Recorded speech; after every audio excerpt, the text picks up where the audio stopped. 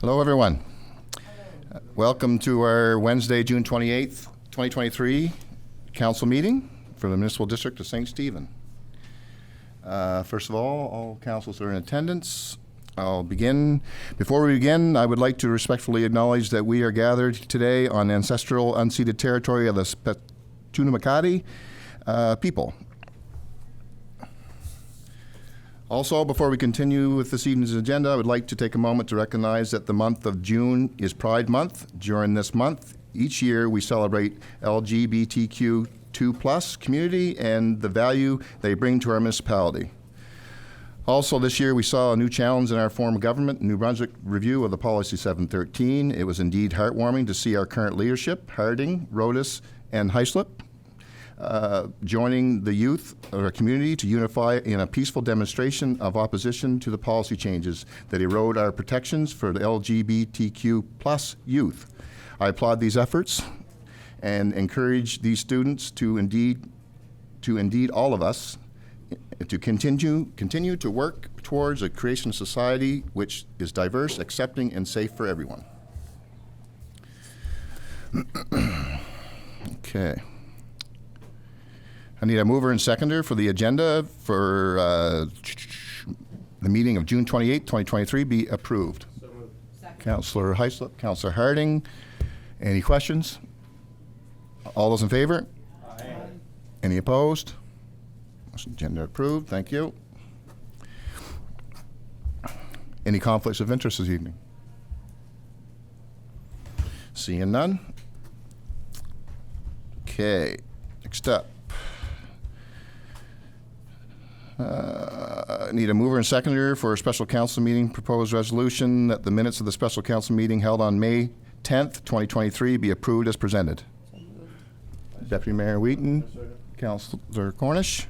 Any questions? All those in favor? Aye. Any opposed? Motion carried. Thank you. I'll take another mover and seconder for the minutes of the regular council meeting held on May 24th, 2023 be approved as presented. Councillor Eastman, Councillor Harding. Any questions? All those in favor? Aye. Any opposed? Motion carried. Okay. Next up, we get the Unsheltered Working Group presented by Vic Thiessen. The floor is yours, sir. And thank you and welcome.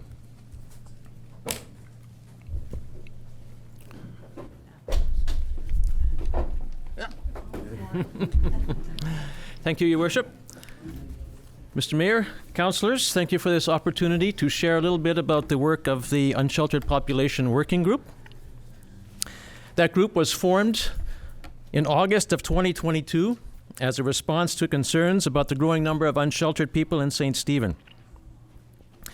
I'm just going to list a few of the member organizations. To see the full list of organizations as well as the individuals who are part of the working group, you can see the attached report. So organizations involved included Horizon Health, Vibrant Communities, Future St. Stephen, Neighborhood Works, Horizon Health Addiction and Mental Health, Charlotte County Activity Center, Project Village Housing, John Howard Society, Charlotte County Hospital, Sophia Recovery, Generate Creative Consulting, the RCMP, and various New Brunswick provincial government agencies, social development. We had the MLA's office, employment counselor, and also the Town of St. Stephen Protective Services were involved. During the first few months of the working group's weekly meetings, its priorities were, number one, do a survey of the unsheltered in St. Stephen in order to assess their needs. 2, hire an outreach worker to get to know the unsheltered people and help them acquire housing, as well as with court processing and detox and recovery. And 3, find a suitable property for a warming center for the winter months. Subcommittees were formed to work at each of these priorities. With the incredible enthusiasm and expertise of the aforementioned organizations and the support of the town council, all 3 of these priorities were successfully completed in record time. 1, a survey was developed by Heather Chase and completed in September, providing much needed information on the numbers of unsheltered, as well as their status and their desire to use a shelter. 2, funding was acquired from the province for an outreach worker, and an outreach worker was hired in November, thanks to Heather Chase and Margot Butler, working under the John Howard Society. And 3, municipal and provincial government funding was acquired for the warming center. Staff were hired and trained, and a suitable space was leased and renovated, thanks to the efforts of Matt Rulo, Tanner Stewart, and Jim Stewart, in time to open in early December. The warming center was then operated by Neighborhood Works. The outreach worker, Amanda DeGrucci, has had a huge impact on the lives of St. Stephen's unsheltered population. Last week's Courier, that you may have seen, carried a full-page, excellent article by Robert Fisher on Amanda's work. The warming center was another huge success. Well, first I'll just say, Amanda, I'm going to say more about Amanda's work in a minute, but Amanda is a critical link to the unsheltered and has helped them feel supported by the community. The warming center developed quickly into... I have a point of order here. Vic, just 1 second. There's our laptop's got a speaker going, or? Out in the hall, yeah, that's kind of delayed or whatever, so. You just turn the speaker down and watch it, if you could, please. Thanks. Sorry, Vic. The warming center developed quickly into a trusted and much-needed shelter, and was soon used to full capacity, 15 beds, on a regular basis. The staff were excellent, and there were no serious incidents. In total, 71 individuals used the warming center between December and the end of April. 49 of those were from St. Stephen, and another 14 from the municipal district of St. Stephen, with 93% in total coming from Charlotte County and a higher percentage that used it regularly. The working group has also been working on addressing the needs for daytime programming, a safe space during the day, casual job opportunities as well, a de-escalation room, and mental health and addiction services, while also exploring options for long-term transitional and permanent housing. Housing options discussed include pallet shelters, modular builds, and tiny homes. One of the working group's subcommittees, led by Heather Chase, is called the Community and Social Response Team. With all the partners working around the table, including Neighborhood Works, Social Development, Regional Service Commission, and the Charlotte County Hospital, the team has been active in acquiring and distributing needed items for the unsheltered, as well as training through St. John's Avenue B for harm reduction. Meanwhile, fundraising efforts led by Caitlin Rodas have been focused on Chase the Ace, which has generated needed funding for the warming center. A communications team led by Genevieve Coates created a website and has written press releases and shared stories. Outcomes, benefits, and effectiveness of the outreach worker and the warming center. In November, prior to the warming center opening, the unsheltered community was scattered throughout St. Stephen in temporary unstable encampments, vacant nooks, and on couches. As cold weather approached, Tim Hortons became the warmest, safest 24-hour refuge. Tim Hortons, or Neighborhood Works, twice-weekly community meals, were the primary meeting places to connect with the newly hired outreach worker for the unsheltered persons living rough. With the establishment of the warming center, many of the 71 unsheltered guests built trusting relationships with Neighborhood Works staff and came to appreciate and rely on regular food, shelter, warmth, and the ability to maintain better hygiene with access to daily showers and laundry.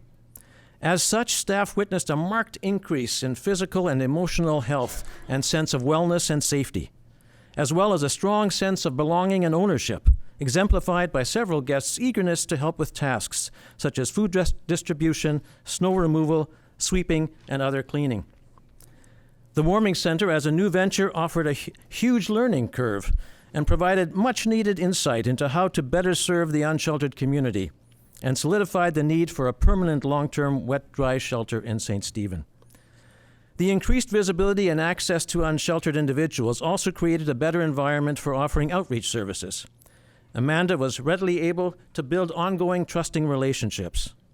Services provided included, but were not limited to, assistance and advocacy in acquiring new government ID, 6 individuals, receiving harm reduction information and supplies, 22 individuals, leaving unsafe living situations, 2 individuals, accessing mental health support, 5 individuals, receiving information on recovery, 10 individuals, finding permanent housing, 6 individuals, registering for detox, 9 individuals, entering long-term recovery programs, 3 individuals, recovery referrals, 6 individuals, engaging in part-time work, 5 individuals, and attending out-of-town medical appointments and court dates, 9 individuals.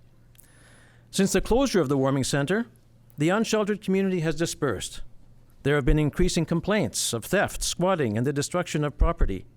Furthermore, there appears to be an increase in crime, substance use, infighting, and general physical and mental disease. It has also become increasingly difficult to locate and assist unsheltered individuals and offer outreach services. The working group's efforts not only impact the unsheltered, but the entire community. The collaborative efforts of various organizations and agencies has created connections and working relationships that provide better support for the entire community. The work on harm reduction is an example of this. As the Unsheltered Population Working Group moves into its summer meetings and its efforts to address the ongoing needs of the unsheltered community, including options for next winter's warming center, a few critical new elements need to become essential characteristics of its work. 1, the provincial government has promised to announce its strategic plan on housing in the upcoming days. That strategic plan will help set the direction for our future work and determine our next efforts. 2, it has become clear that the broader community must work collaboratively to address the various needs of our municipal district, including those related to the unsheltered community. This includes the business community, concerned residents, the unsheltered population, the Municipal District Council, and the RCMP. The RCMP and Council are already represented in the group, as well as some members of the business community. The working group aspires to create a community effort and is willing to assist in bringing everyone to the table. And 3, this especially includes members of the unsheltered community who correctly say, "Nothing for us without us." The working group is in the process of adding members of the unsheltered population to the group. One of the challenges that has faced the working group has been the myths that have developed around the warming center and neighborhood works. While the warming center was in operation, these myths included individuals were being bussed in from other parts of the province. The stats above make it clear that this was not the case. That there was an increase in crime because of the warming center. That perception has changed since the warming center closed. And that individuals from other parts of the province were coming to St. Stephen to get free meals at neighborhood works. All of those eating those meals are from St. Stephen. Other myths are that the unsheltered are committing most of the crimes in St. Stephen and that many of the unsheltered are criminals. The Unsheltered Population Working Group would like to offer its services to the Municipal District of St. Stephen Council to assist the Council's efforts in any way that it can. The working group has a tremendous amount of expertise and experience to offer, as well as connections to other partners and agencies around the province. The group can also advocate for provincial and federal support to address the district's needs. The working group recognizes that St. Stephen is somewhat unique in its per capita unsheltered status, but it's also unique in the resources it can access to meet the needs of the unsheltered. The working group offers its unique resources, experience, and expertise to assist in developing a response to the district needs that may shape the future of other communities in New Brunswick who will encounter similar situations in the years ahead. The working group promises to provide regular updates of its work in addition to offering input and support, working collaboratively with all the stakeholders to help make this district a safer and healthier community for all. Thank you. Thank you, Vic. Any questions or comments from council? Councillor Harding. Thank you, Worship. I have some questions. First of all, I went through the town's section today and found out that I am the strategic priority champion for drug reduction in this town and have been for years, if you want to check back to 2004. I see, Vic, that you're talking about how these people and what these people are doing. My question is, what would you like to do for the people of St. Stephen who are being harassed, who are being robbed from, who are being tormented by these people every day? What do you think that we should do for them? Thank you for that question. I'm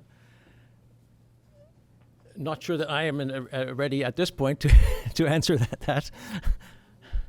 Unless there's other people here in the room who are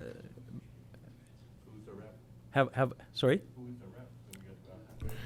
Okay, no, that's okay, Vic.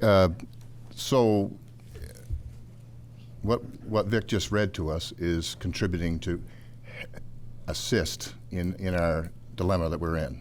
I mean, it's work in progress. It's fluid. They're working away at it, and they've got a challenge on their hands. We have a challenge on our hands on many levels.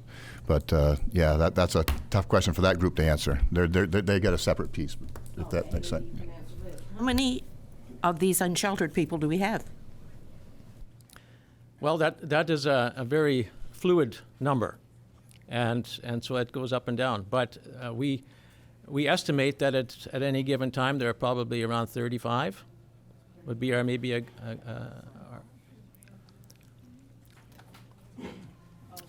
It's unsheltered. How many are truly have no place to go and have absolutely nothing? And how many of these people have they brought this on themselves and there's absolutely nothing we can do for them?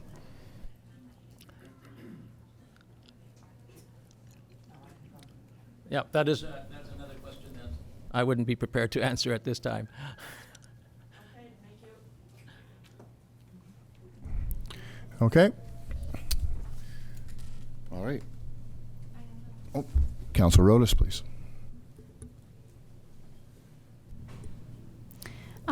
I would like to thank you, Vic, for that presentation. I think something that's really great to note is how many partners from the community are involved, you know, like Charlotte County Hospital and mental health. And my question would be, for citizens who are actively looking to collaborate, do you think at any point, I know I was on the working group, I've taken a step back just because I feel that it's probably best if somebody else from council sits on that group, but I have some questions about citizens who would like to become involved. Do you see at some point maybe a subcommittee that could involve citizens who are willing to give constructive collaboration around the community safety piece? Or I guess your focus moving forward is predominantly looking at all aspects, correct, around housing. It seems like housing is the top priority for you. But I just wanted to note too, Vic is representing, he is just a voice right now for a lot of different organizations. I think there were around 20 that you listed. So I just want to make note of that for everyone in the room, that when we leave today, you know, there's 20 organizations plus that he's kind of speaking for right now. So just don't go after them all at once. Thank you, Emily. I mentioned that one of our new priorities moving forward is to work more collaboratively with all parts of the community, including any concerned citizens who would like to play an active role. And we haven't got all those pieces put together as to how that can happen, but we are certainly interested in hearing from anyone who would like to be working with us. Okay, all right, thank you. What's that? Oh, yeah, Councilor Wright.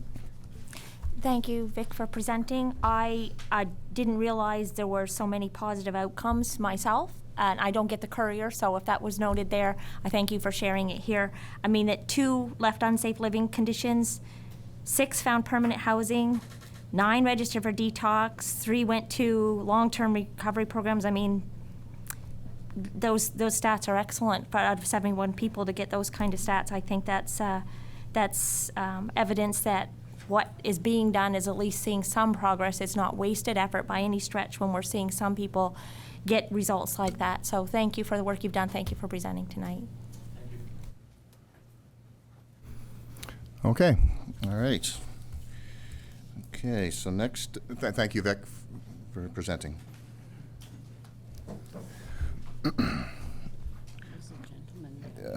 He's got, that comes out public period after. Okay, so next up, we got a presentation. Is Joey here tonight? Okay. For the Unsheltered Encampment, Joe Moffett, Oak Bay Campground.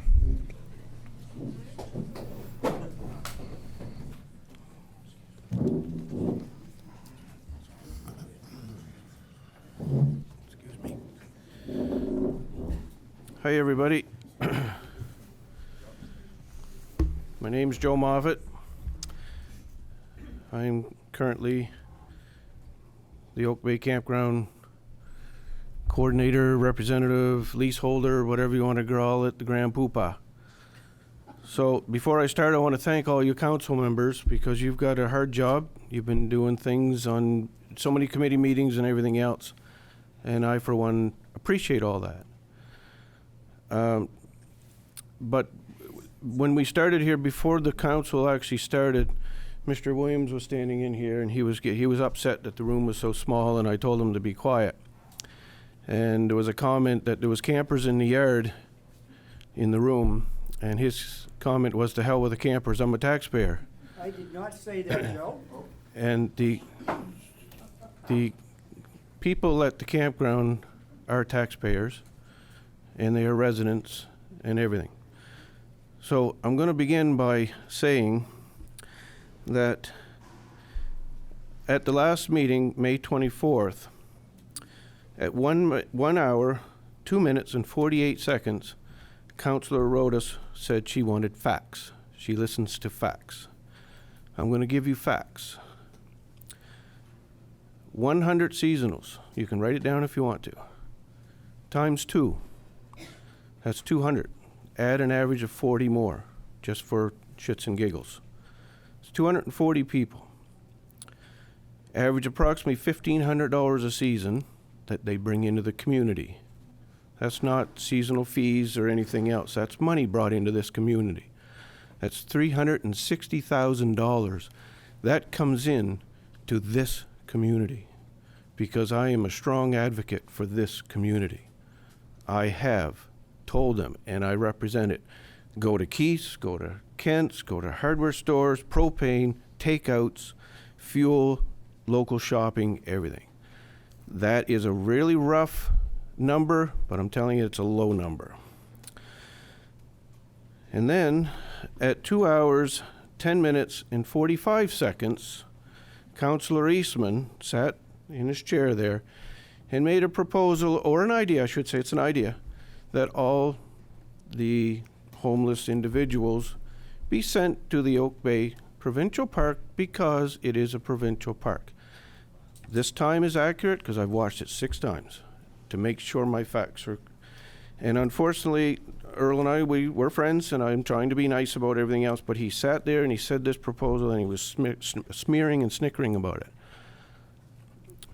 This is a legal document. This document is signed by the province of New Brunswick and my company and me as a company holder. It's a long-term lease. So the municipality basically has nothing to say about this contract. You want something done, you come see me. You want to use the beach, you come see me. And I'm open arms. But this is a legal document. So by saying, let's move everybody, it's not going to happen. So, just so you know, I also hold a degree in psychology and law. I was a Mountie for many years. I came back, and at 45 minutes and 49 seconds, Councillor Rhoda said that mental health works between 8 and 4. Not me. 24/7, all year long. I volunteered for so many things in this community. I've been an advocate and a supporter of the changes that are taking place. I've come to some of the meetings. I've tried to be very supportive in all the stuff, and I've talked to a few of you on the phones and so on. And I found it very disheartening to see that my business was attacked. Yes, there's some campers in here tonight. That there would have been more. My phone hasn't stopped ringing. I was going to come in and have a little joke and put a Band-Aid on every one of your guys' tables in front of you because that's what I've been doing for the last month. is putting Band-Aids on comments and trying to smooth the waters, as you say. At 2 hours, 7 minutes and 45 seconds, Councillor Rhoda said that she didn't want to be a part of the helping to move the people. She felt it was not her way, for example. And at 2 hours and 10 minutes and 10 seconds, the mayor said, that's what we signed up for. That's what you all signed up for. That's what you were voted in for, was to represent every one of these ridings and every one of these areas and communities.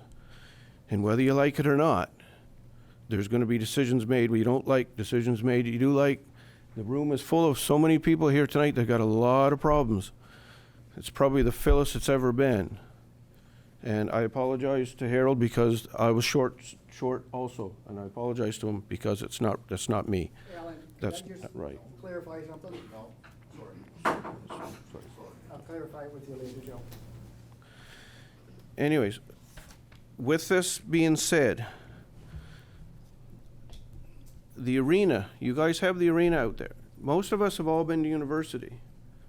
You know that we live in dorms, and if you lived in a dorm that had simple single rooms, you had a couch or table or bed or whatever, and that was it, and you shared washrooms. 6 or 8 of you shared a washroom together. I don't know if this is an idea, if this could be working, but you got a vacant arena out there that's just storage. Yes, I understand, but anyways, I'm just saying, that's a big building that's vacant.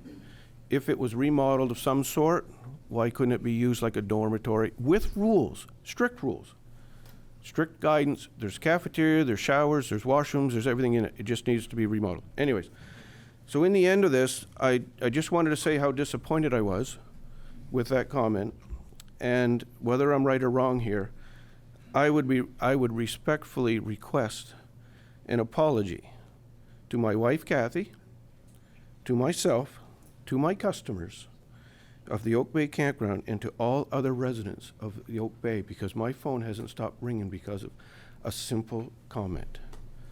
And I would respect that.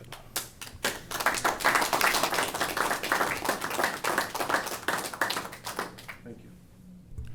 Thank you, Joe. Well, as mayor, I will apologize for the comments that come from around this table, but I do want to clarify a comment coming from one councillor, whether it's you like it or not, it's one councillor, it's not a council decision. So we have to respect a council as a whole, including myself. So even if I say something off the hinges or off the wall or on my own, it's on my own. I still need to be supported by this group of individuals here. Yeah. But again, we do need to, we'll work on that. I'm good. We're all frustrated here.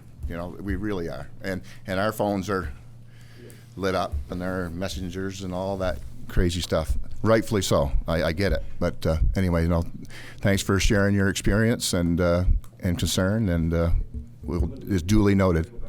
All right. Well, keep it going out there. Thank you. Yeah.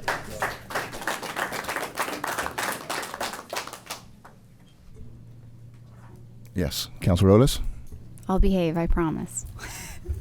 I just want to thank you, Joe, for the stats that you gave. That was great. And also, I do want to clarify, I think for me it's been challenging. I've been part of the rumors that, I work at a recovery center. I'm bussing people in. I'm making money off addicts. It's been very challenging for me. So when I say I don't want to make that decision, I do want to collaboratively make the decision with the community. And I just want to clarify that when I said that, I absolutely understand this role as a counselor and that we do have to make tough decisions. I'm fine with that.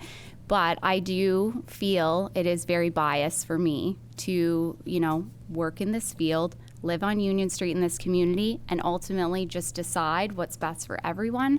So moving forward, I think from my perspective, that's why having groups like the Unsheltered Committee, it's so great for us because it really involves everyone around the table. And we we do need the input of the entire community in terms of like locations. And I don't think it's fair for me to say, well, I think Milltown sounds great, or I think, Old Ridge sounds great, right? From my perspective, because I also live in this community. So I just want to clarify that. I'm happy to make tough decisions. I think I've shown that all along. I've been pretty vocal, probably maybe too vocal, and I'll be a little bit more quiet tonight and let some other counselors answer some questions. But I just want to clarify that, and thank you for coming tonight, and just, thanks for being so honest with us. We need it sometimes. On vacation, I canceled it for tonight. The only one I take a year. Well, that's okay. You got So- Campground too. Thank you. I hope it keeps that way. Yeah, I like, and so, no, Emily, I mean, we're all figuring this stuff out. This is your first time sitting at a council in a table. It's tough. I've been there, and it's still tough. Anyway, so, and same with you, Earl. We all learn to move on. We're all citizens here. So anyway, thank you, Joe. And again, apologies. Yeah. Speak. Thank you.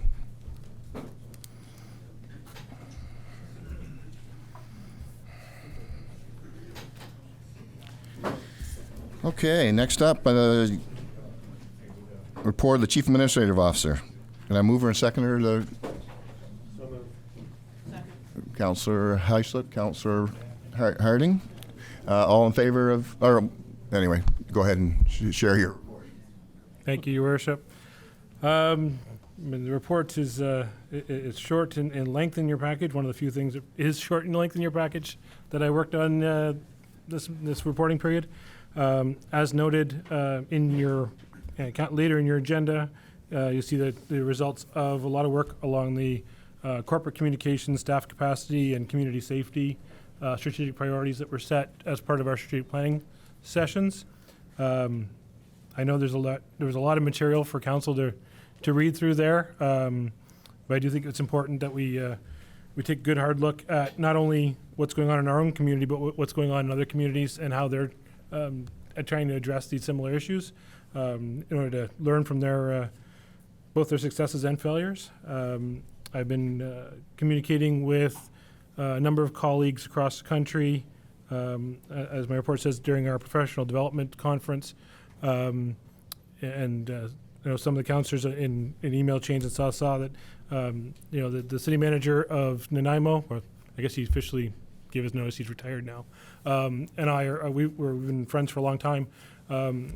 We spoke a lot at length about their community safety officer program, the amount of work that went behind the scenes to get it up and running, and the philosophical approach to that community's efforts, which one thing that isn't readily apparent in some of the material you read, if you just Google it, is the fact that they do have a social worker on every team that's out in the community. So you have 2 officers that are trained in enforcement type scenarios, whether they're retired border officers or police officers, and 1 member of every team is a trained social worker, helping do the connections to do the rehabilitation work to try and bring these people out of their current situations, or at least improve them. So I had a good chat there. There's a great resource there should we wish to explore that further. He may even be able to join us via a Zoom call at a committee of the whole if to answer questions and chat about what their experience has been. I guess along the same topics as our presenters, I did have a visit from Mr. Stewart to talk about some of the projects that they're looking at and potential sites. Utilized my connections to try and provide a little more insight on some locations that he was looking at and to help with their review there. The department head team had a visit from representation from Synergy, which is, I guess, for us, we might be called Future St. Stephen East, and trying to figure out, they're looking for collaborative work with Future St. Stephen and regional economic development thinking. I've left that with our friends at Future St. Stephen to explore further to see if there's a working relationship that can be developed between those 2 parties, and of course the RSC now has an economic development mandate as an umbrella over all of that. So we're going to administratively we're going to take a back seat while those organizations kind of talk it out. And my request to them was, if they come up with something, it would be really great for a proposal to bear both their logos at the top and have a joint proposal come to council for consideration should that work out.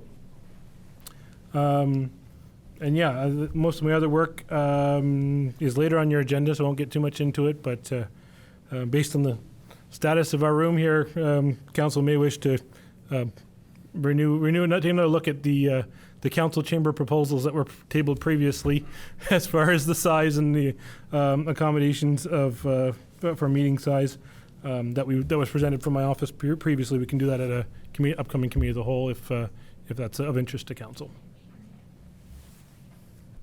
Thank you, Jeff. Yeah, I also attended a meeting last night with Synergy in St. George, a group of us, and then they shared their what the goal we wanted to reach, and the Regional Service Commission was there as well. But anyway, so it's work in progress, and it's good to see it's all working together.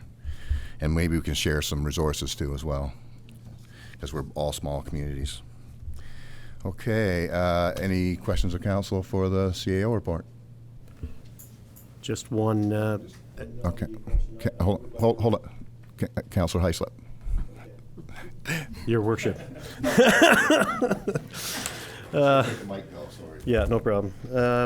I don't want to see that die, though, but revisiting the size of the room and everything. I know we've had proposals out there before, and it was kind of shot down by many people, and but I think we have to revisit that. There's no longer the days of one person in the room like we had for about 7 years. That was the average size. No, there was 3 actually, because it was me, one other person, and somebody else there for 7 years.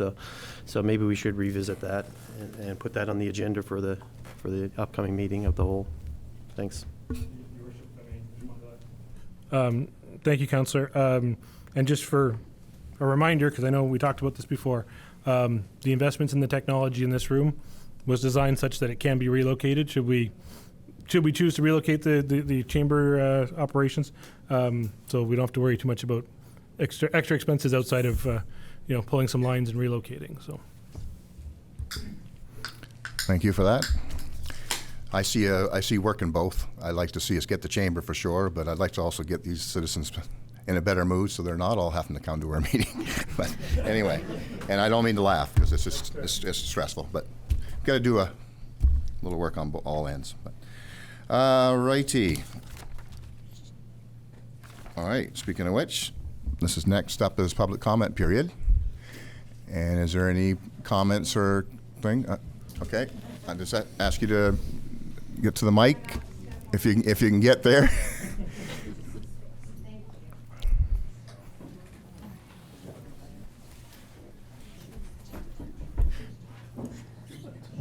As you're getting there, any public comments tonight have to be related to the agenda item, which you know that you've been here before, and just address yourself and state your concerns and try. No, you're doing all right. Go ahead. Good? Yes. Okay. So, I wrote something that I want to say, but first I have to address Vic, right? No serious incidents at the warming shelter. Well, there are no serious incidents at the warming shelter, Vic said. And renting a shop next door to it, I witnessed a lot of serious incidents, like a man screaming for hours at a time, banging on the door, or the door being smashed, or a bicycle being repeatedly thrown against the door, or men sitting on the steps smoking meth in broad daylight while high school students are walking by, all of which I would call quite serious. That's all. So, I think compassion is great, but it's only great when it's tempered with common sense. So we're going to talk about privilege. What could all of you accomplish if all your needs were taken care of? You don't have to work, your bills are paid, you could do amazing, wonderful things. Imagine that for a moment. Let's pretend that we all have privilege. You have the privilege of zero personal responsibility, the privilege from freedom of all legal repercussions, the freedom of not being accountable.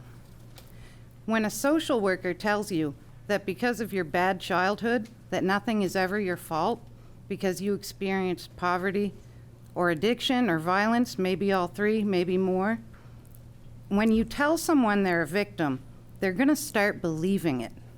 They're going to internalize that. Believing that you're a victim teaches you to be helpless. Nothing's your fault. Learned helplessness. And then you start to get your free stuff, which is stuff people need, absolutely. But it's not enough free stuff. And the victims want more. Forgive me, they feel entitled to more. Remember, accountability doesn't exist. So you decide that because you're entitled to it, you will rob a small business or steal from someone's yard or home. It doesn't matter what you steal as long as you can trade it for drugs. It doesn't matter that it's not yours, you're taking it anyway. You know you're free from legal repercussions. You know the RCMP won't touch you. You know the judge will take into account your sad story. You know the owners of the businesses you rob and the owners of the homes you steal from have to sleep. You know there's no RCMP in town after 2 a.m. And you also know you don't need to sleep as long as you're on the meth. That is privilege to me. I don't have that privilege. I have to work for everything that I've ever owned. And now I have to come to this meeting again and beg this council to balance in some common sense amid all this compassion. Because the message is clear to families, homes, and small businesses. We are under attack. Where's the compassion for us? Common sense dictates that if the council and charity groups' compassionate action for the transients is going to attract more transients, and they are coming from out of town. Common sense also dictates that people caring for the needs of the transients, inadvertently encouraging their bad behavior and lawlessness, should therefore be financially responsible for the damage and thefts that these people are causing. The transients are the burden. They are your responsibility, and if you insist on attracting more, you need to start cleaning up after them and paying for the damage that they are causing.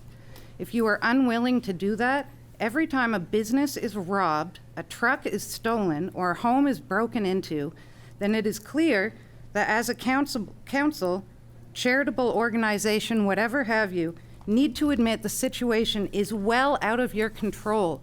And if the situation is out of your control, which is painfully clear to a lot of us sitting back here, then it's time to stop, because it's putting these actions, these choices are putting everyone in this town at risk. What do you say to that? That's all. I'm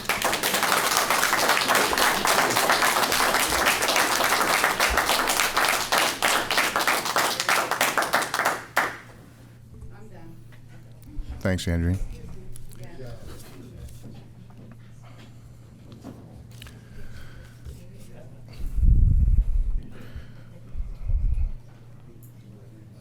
Okay, any other questions or comments from the citizens? Hey. I'm good. I'm an addict. I've been an addict for 11 years. I recently went to HRC. Amanda helped me with that. Jim, Lori. I seen it all in this town. I do believe it's a wrong comment to push people into the woods. Right, that's wrong. I got so much to say. Adrian, accountability. I got to apologize to you. We're friends, Tony. I know. Never done me wrong. I'm sorry, you got to address it. Okay. All right. It's been a hard road to recovery, but through the years of my addiction, I never had that help until neighborhood works came. And consequence, I think, in this town, there is none. I know when I was younger, I had got caught, and I had to do community service. I don't see no community service here. If there was a community service, then you guys could recognize, and if they could be taken to maybe a detox if they're ready, but if they're pushed in the woods, it's not going to help. Every life matters. And where there was hopelessness, 5 months ago, I had a book bag on my back. town spinning around me, and it was dark. And now I got a job, I got an apartment, and it's just that compassion from the community. There's bad apples in every group, and it's just, everything's got to be tweaked a little bit more. The RCMP, I got caught 3 times with crystal meth. And my worst punishment was, don't do it again. I didn't get time to do the paperwork. So you know what, the first time when I got caught, I was shitting bricks. I thought I was going to jail. They dumped it out in front of me. I went back to the next dealer and bought some more. There's no consequence. That's all I got to say. Thank you.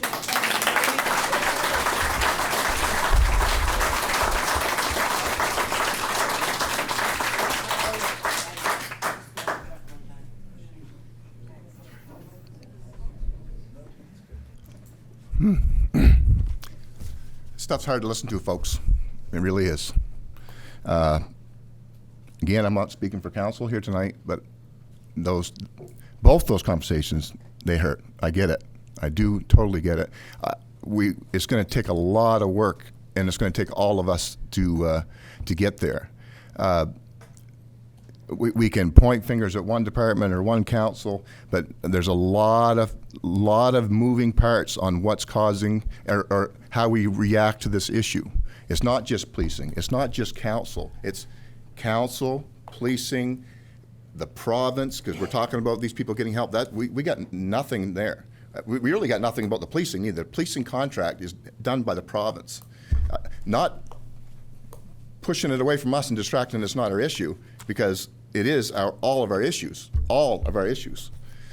But we all have to work together. We gotta do our part. We gotta protect our properties. We got to work together in neighborhood groups to protect ourselves. It might be lighting, security, just communicating with each other. I mean, all that stuff's already going on, but we got to work harder at it and be respectful every individual in that process. And like Mr. Klein said, we can't paint everyone with the same brush. There's so many parts, and it's a tough situation we're in. But I do believe we'll get there.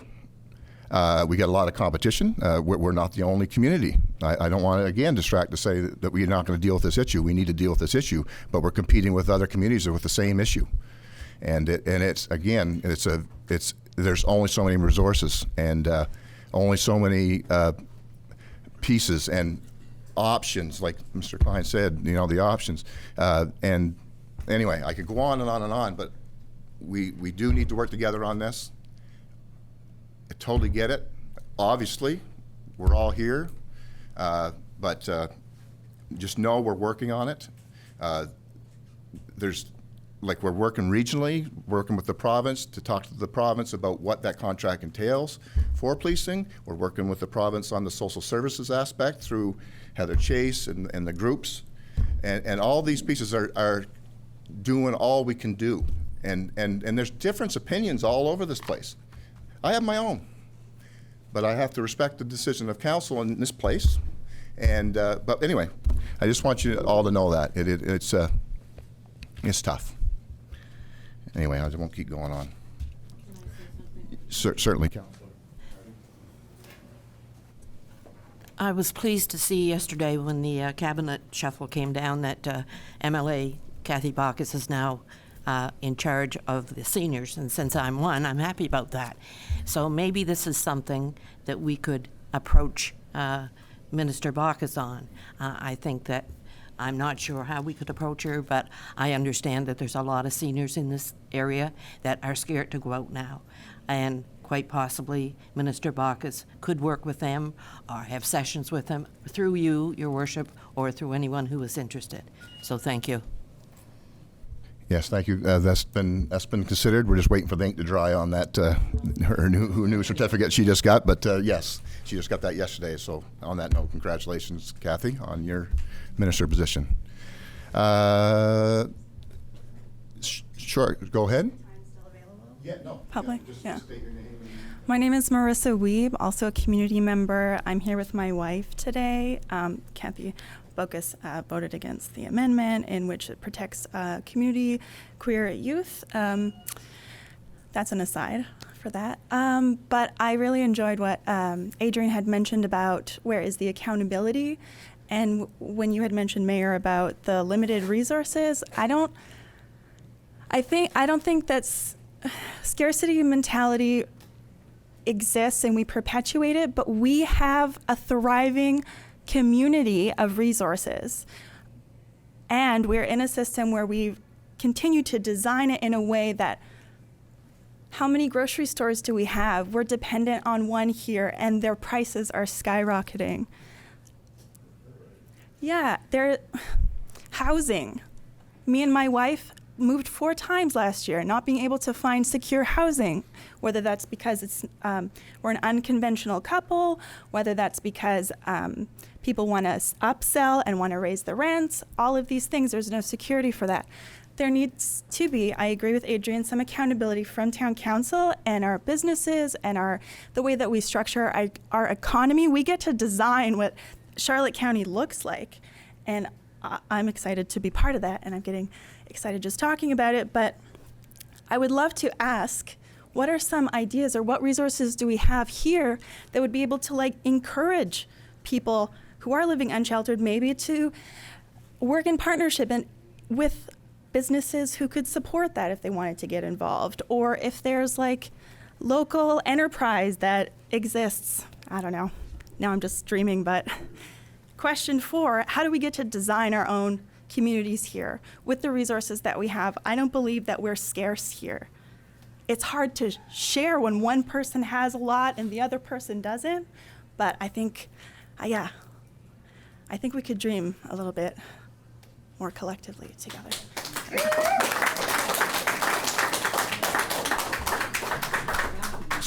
So thank you for that. There is things that council can do, but it's going to, just be very clear, I understand the urgency, but it also takes money. Guess whose money that is? Just to be clear, it's not the big governments, it's the municipal government. So we got to use your purse. Not saying if we don't that it could cost us more. I totally get that, but we got to make the right move, and we got to clearly think it out on what we are going to fund to do it, whether it's security or it's the cameras that they're not here yet, but they're coming. That's gone through. We just got to wait. It takes time to get them installed.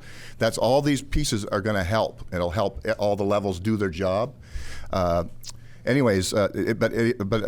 comes to money in this world, and when we take money we have to rob Peter to pay Paul to do something. We will do it, but it's going to be other issues you're probably you're going to have issues with that we were not spending other money on, or we may have to. A dirty word to say, and I'm not a big fan of raising taxes, but it's there. We may have to do that, yeah, or yep. But like I said, those options are there. But it's and the chamber has done something similar to that through getting funding through the province with our support, and our support letter to the funding party. But again, and I don't want to put that extra tax on these citizens, because I do believe we are taxed hard enough, and everything else has gone up around us as well. But anyway, I'm going to stop rambling on. There is things in motion, but they take time. Anyway, Brianna? Thank you, Your Worship. Hi, Council. My name's Brianna Cowie. I own a house in St. Stephen. I'm turning 30 this year. I would just like to acknowledge that there are wonderful young people in the corner back here, and I think it's a really great representation to see that there is opportunity in St. Stephen. I grew up in Hampton, New Brunswick. It's a very small community on the southeast, and I go home and I tell all my girlfriends I live in St. Stephen, and in conversations where they'll say to other people, oh yeah, Brianna lives in St. Andrews, I go, no, I live in St. Stephen, because I am proud to live in this community. I'm proud to invest in this community. I'm proud to be a taxpayer in this community. And I want to echo the sentiment that Marissa just said. I think it's a wonderful and beautiful thing to have young people attending council meetings today to talk about serious issues. And I just want to acknowledge that to this room right now, and to say, the next generation wants to work concurrently with everyone else who still lives in the community. And we want to see young people and young families grow here, of course. Everybody loves it here. And then I also wanted to just say, you know, there are a lot of community resources. There are a lot of compassionate people, you know, buying from local businesses, trying to understand how to invest in our community. And I've also been fortunate to sit at the dinner tables of Neighborhood Works and to be able to have those community dinners with individuals from all kinds of different experiences and backgrounds. And that's sincerely allowed me to be a more open-minded and better individual to live in this community. So I just wanted to say, I'm here as a community member of St. Stephen. I live on Hawthorne Street, and I'm really, really grateful to be a young person here. And I want to see more growth and more opportunity. And I echo exactly what Marissa just said, and I want us to be dreamers. Thanks.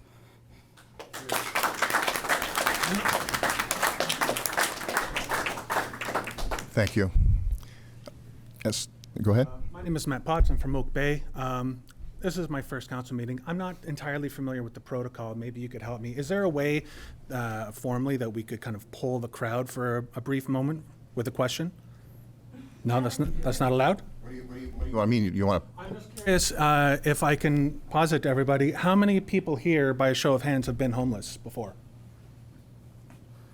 I've seen a few. How many of you have worked with homeless people before? A few more. But a lot of hands in this room didn't go up. And I think that speaks to something. And I think it's very important to pay attention to that. I've been homeless before, multiple times. And some of that was my fault, actually. And some of it wasn't my fault. And unfortunately, it didn't really matter whether it was or wasn't my fault. I was there. And once I was there, that's it. I'm there. It doesn't really matter as much about what I think I can do or what my skills are or whether or not I think I can help myself. What matters is I'm surviving in that moment. I'm living day to day. I don't look at, well, maybe if I get a job, I can get a house and then I don't think that way. I think I'm hungry and I need to eat. How am I going to get food? And yeah, I'm ashamed yet not to admit that I did have to commit crime in some cases to make food happen because otherwise I don't get to eat. And unfortunately, that means I had to take from my community, and I do feel ashamed about that. But at the same time, it's that or not eat, or, you know, there was no resources where I was because I was in a small town at that time, very similar to St. Stephen here and the surrounding area. There's no resources in a small town. You don't eat, or you take to eat. I've slept in tents. I've slept on park benches. I've broken into abandoned places or empty places to sleep. None of that really solved my problems. What solved my problems was help. Unfortunately, as motivated as I wasn't able to do it on my own. Unfortunately, I wish I could have. I wish there was resources. I wish people like yourselves would say, you know what, I own a business, I'll give you a job. Nobody was willing to do that. Everybody looked at me like I was dirty. Didn't matter what I looked like, I was dirty. And unfortunately, that's the attitude that I seem to hear echoed quietly in the midst of some of the folks in this room and some of the folks who comment online and a lot of the attitudes. And unfortunately, it's not entirely accurate. Yes, people are getting their businesses vandalized or robbed or getting their trucks stolen, and that stuff sucks. And I should be addressing you. I apologize. It's awful. And those concerns, those fears are valid. Having a homeless shelter in the area might have more homeless people there, which bring problems. The fear is valid, right? But the important thing to think of is help. How do we help these people get out of this position? Because the feelings that everybody here has doesn't matter. The data is what matters. What does the data say? When we look at what other people have done to solve these problems, the data tells the story. When we help people kick drug addictions, that prevents them from being addicted to drugs, which contributes to them getting back on their feet. When you give them just even a starter location, just a temporary arrangement for a place to live, the data says that that has an astronomical effect on getting people out of their situation. When you start combining some of these things together, combining these resources, it has a positive effect. You heard Vic talk about the positive effects it has just in a very small community with very limited resources. Imagine if everybody here cared enough to put a little bit into the community pool from their wallets, if they cared enough, as much as they care to complain about the problem, if they cared enough with their wallets to solve the problem, we could help get some more resources.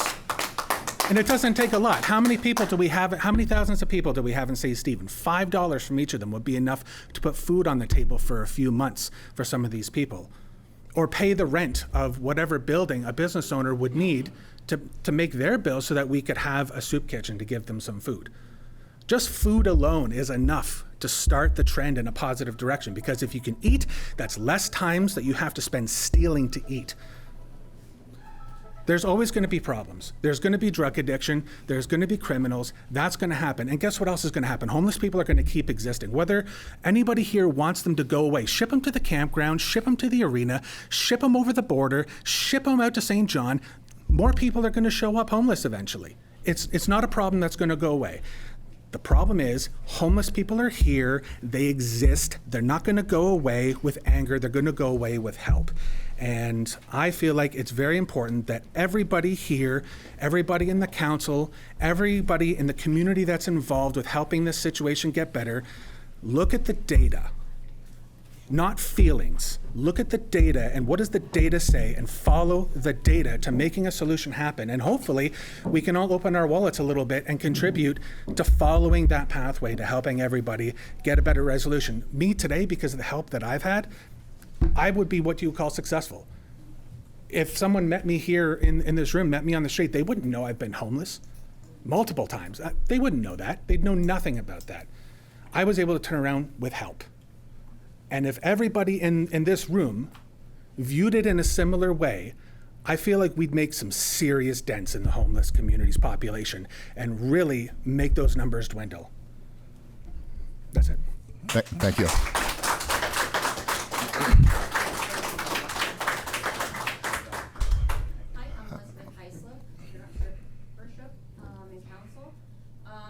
I am 100% behind this gentleman. I come from St. John. I grew up in poverty. I raised my children in areas in St. John that were poverty. And my dad always said, if you see a person down, you say hello, you make their day. And as part of this community and loving it, I am personally getting very, very, very sick and tired of community members sitting around on the Facebook and that stuff, bitching at the council for not doing everything, bitching about the police not doing that, and this not doing that, and my house is not safe, and I can't walk my dog. Well, I walk my dog in my pajamas every morning, and I am perfectly safe. Somebody was rooting through our yard while we were away. The neighbors saw it, called the police, and they took off. So I would challenge every single person in this room who's listening online to tell me what you actually have done to contribute to the solution versus the constant negative rhetoric. So one of these homeless, horrible junkies that are vandalizing everything and ruining the whole world has showered twice in my house, has had meals in my house, and I bought him $200 worth of clothes. How many other people have taken somebody that you've seen that is struggling? You can't worry about a job. You can't worry about all the things we worry about. If I'm hungry, I go to the fridge, or David gets me something at the takeout. But when you haven't eaten for 3 days, when you haven't had a place where you can sleep and be safe and be warm, how many of you carry a pipe wrench with you at all times to be safe? So, it's not the council's responsibility to fix this problem. It is not the business communities, it's not the nonprofits. It's the person sitting in your very chair. If you want this to change, then you make the change. I have gone face-to-face, toe-to-toe with some of the most horrible drug dealers in St. John and said, please stop selling your drugs near my children's bus stop. And you know what? He stopped. Not only did he stop, but he apologized. Because all these people are humans. And if you approach them with dignity and respect that every single human being deserves, which I don't hear in all the rhetoric that I hear, when you approach these people with dignity and respect, they will respond with dignity and respect. If all we do is call them drug addicts and every problem, it snowed today, it's the druggie's fault. Uh-oh, the water overflowed, it's the homeless fault. If you want to make a change, it's every butt in every chair. It's not council, it's not the police, it's your butt in your chair. Make a change, because there was too many hands that did not go up in here today that said they'd ever helped. Thanks, Elizabeth. Thank you. Oh, okay. We got one more. My name is Gwendolyn Bultina, and I'd like to address the council. Council members, I too have been homeless. I was 16 and I left my very strict religious community and was completely and entirely shunned by everyone I knew. I did not know that there were programs. I did not know that you could go to a soup kitchen. I lived rough, and I pulled myself out by the bootstraps. And let me tell you, it's an extraordinary feat, because all of our systems are set up against those living in poverty. But I'd also like to posit to all of you that I managed to do this without committing a single crime, and I managed to do this without taking a single drug. We have separate issues on the table, and you're speaking about them as if they are one. They are not. Drug use is through all levels of society. Homelessness is through one. Stop conflating them. Drug use is its own issue that everybody needs to address. We have programs for that.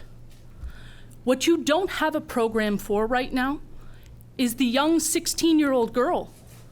And I'd like to say I slept with a knife under my pillow for fear of my safety, but I didn't have a pillow. You have youth living in your town that are homeless, you just don't know who they are. They are bouncing from house to house. They are being used. They are being taught. They are being mistreated, and you don't know who they are. We need to be eyes wide open here, because if you take people and you drive them into the woods, you don't know what they are doing. They will form communities of their own. And if what you're worried about is safety, let me tell you what my credentials are. I have a diploma in safety, security, and protection. Perhaps the council needs to posit to the citizens of St. Stephen that we put a security survey out for people to be able to self-evaluate their homes, to take a look from the outside through the eyes of a criminal about who may or may not be looking at their house and where their safety risks are. If we're having problems taking community walks, let's walk in a group. Fighting crime and fighting homelessness and fighting drugs are all separate issues. Please keep that in mind as you go forward and continue those conversations. Thank you. Oh, we're going to be here. Hi. It's Trudy Higgins, and I wasn't going to stand up here, but I just couldn't resist. There were a few comments made recently about the people in this room having a responsibility to help, and I agree with that. But I take objection to the accusation that people are not supporting homeless. I belong to a club that gives money to the food bank regularly. We support the transition house regularly. I give food at the superstore, and I have great compassion for homeless people. I think one of my issues is the lack of knowledge.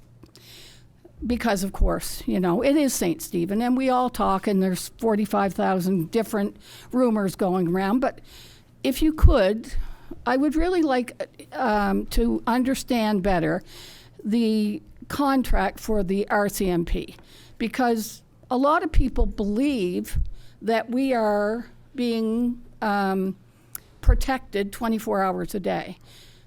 From my understanding, that's not actually true. And I'd like to know if the contract for our town lists whatever number of members. If those members are not available, are we still paying the same amount of money even though we're not getting the services? And if that's true, why is that? Because it doesn't seem fair. Like, I agree that this last lady was very bang on. These are 3 different issues. And I said when I came here, I'm not here to bash anybody. I'm here to find out how we can fix it. What is the role of the RCMP? I was shocked to find out that the province sets the contract. If that's not the most ridiculous thing I ever heard tell of, why would some outside entity tell a community what you're going to get and how much you're going to pay? Like, if you could give some information about that, it would be very helpful.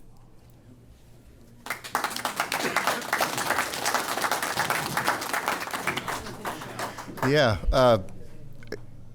There's many levels with that, but you're right. It's a hard contract to even figure out, believe it or not. But Harold.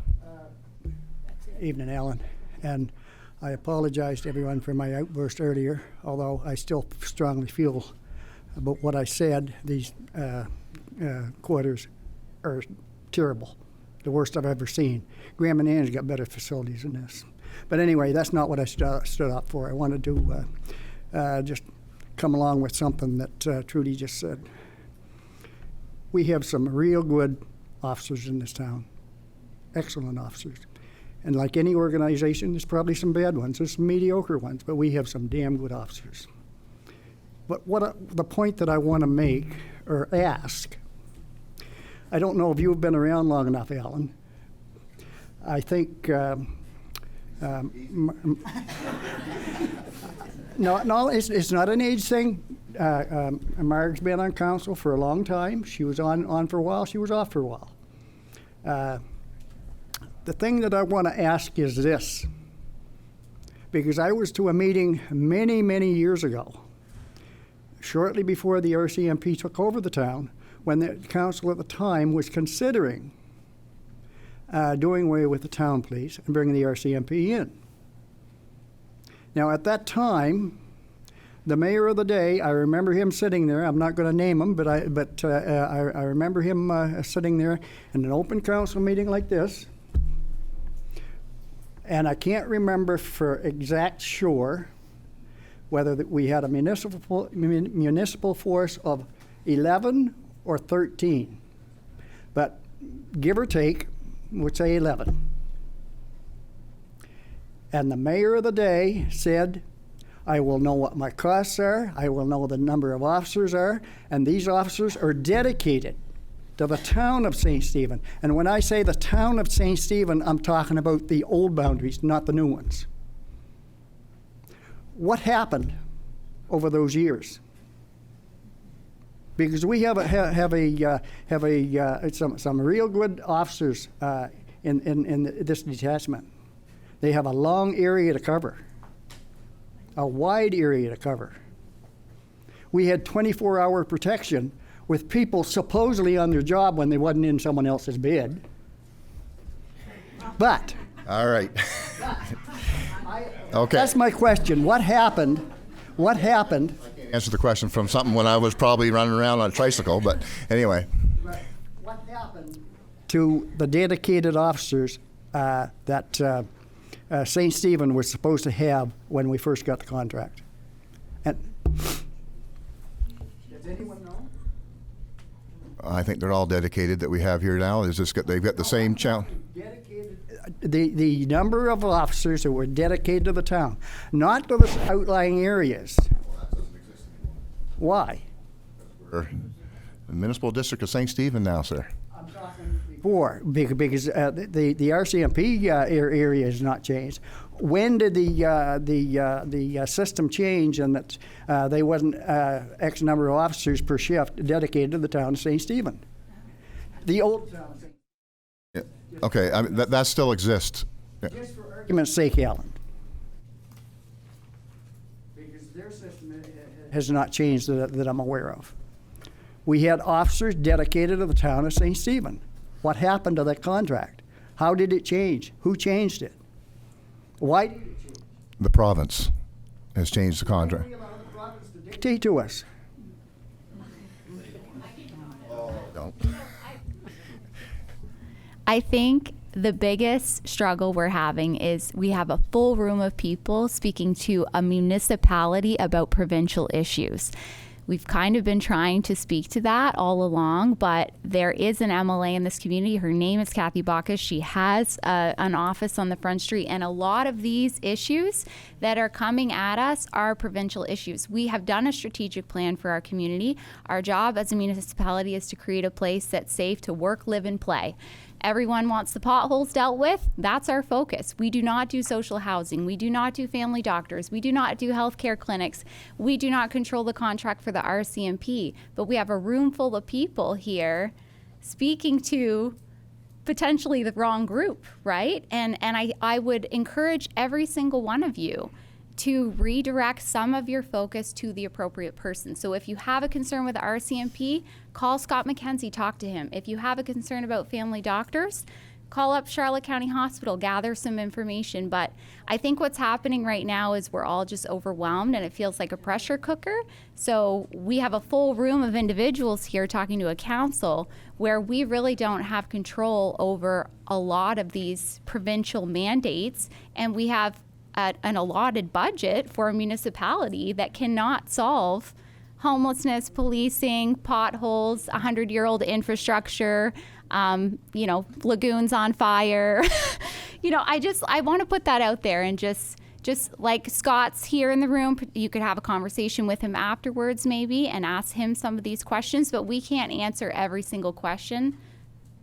It's not a question for Scott. Let me phrase it in a different way then. What if tonight you voted and decided, okay, we're getting rid of the RCMP. We're bringing in another municipal force. Lower side of the county, I hear is considering, doing away with them. You bring in a municipal force. Who has control over them? Anyway, so I'm gonna say some things. My opinion only, not council's opinion. You can bring in that police force. All you're doing is changing the hat and the coat. And you can call it Williams Patrol and get rid of the RCMP. I'm only throwing stuff at the wall here.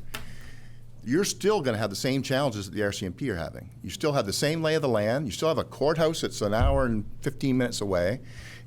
All those vast area. We got islands here. We got, it's per capita, we're not dense enough. So, they're being called everywhere. Yeah. So, but let me finish. So they're still going to be with the same challenges. They're still going to the same courthouse, and the same person's going in there and getting us back out, and that's a revolving door. They're going to have the same challenge. You'll probably end up with the same officers. Okay. But anyway, and then there's be many challenges. Anyway, that's not a discussion for tonight. But point taken. What I'm saying is if and I'm not in favor of going on a municipal force. No, but if you went to a municipal force, you wouldn't have to be concerned about the islands. You would be. They would be concerned about this little area, not the islands. True. Yeah. I agree. But anyway, all right. Speaking of potholes and all that stuff, we get it. Thank you everyone for your bravery, and that's everybody. It's a tough topic, and it needs a lot more discussion. I get it.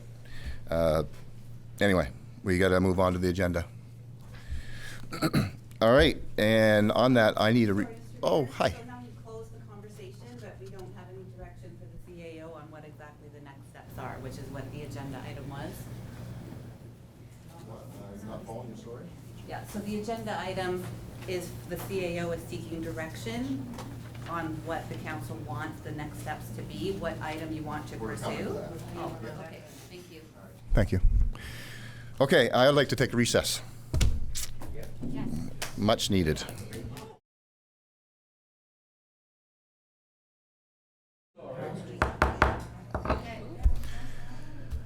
Woo! All right.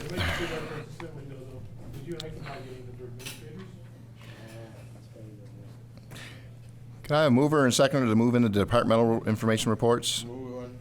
Council Cornish, Council Eastman. Let's start with the Deputy CEO, Protective Services, please. All right, thank you, Your Worship. Thank you, whoever. I'll start with Protective Services. The fire report is a reflection of May 17th to June 19th. We had 28 municipal district alarms and 7 non-municipal district alarms for a total of 35. That's a fairly large month. Overall, for the year, we are above average. The biggest single incident, I guess, in the month would have been the fire in Bocabec. It says number of calls for forest fires is 4, but that's 4 days at Bocabec, basically. So that took up a fair bit of time as far as our month went. What else did I have for notes here?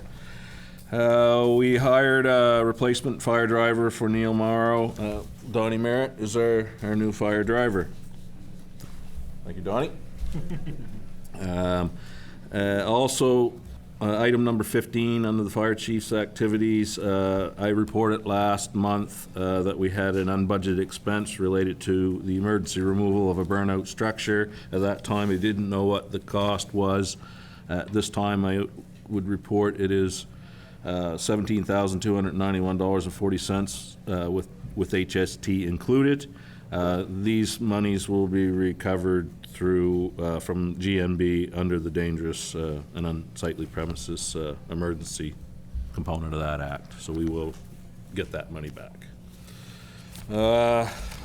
Under bylaw enforcement, don't have a lot to say other than we did have a fair number of calls in the rural wards, and a lot of the calls are related to things that we're unable to enforce at this time.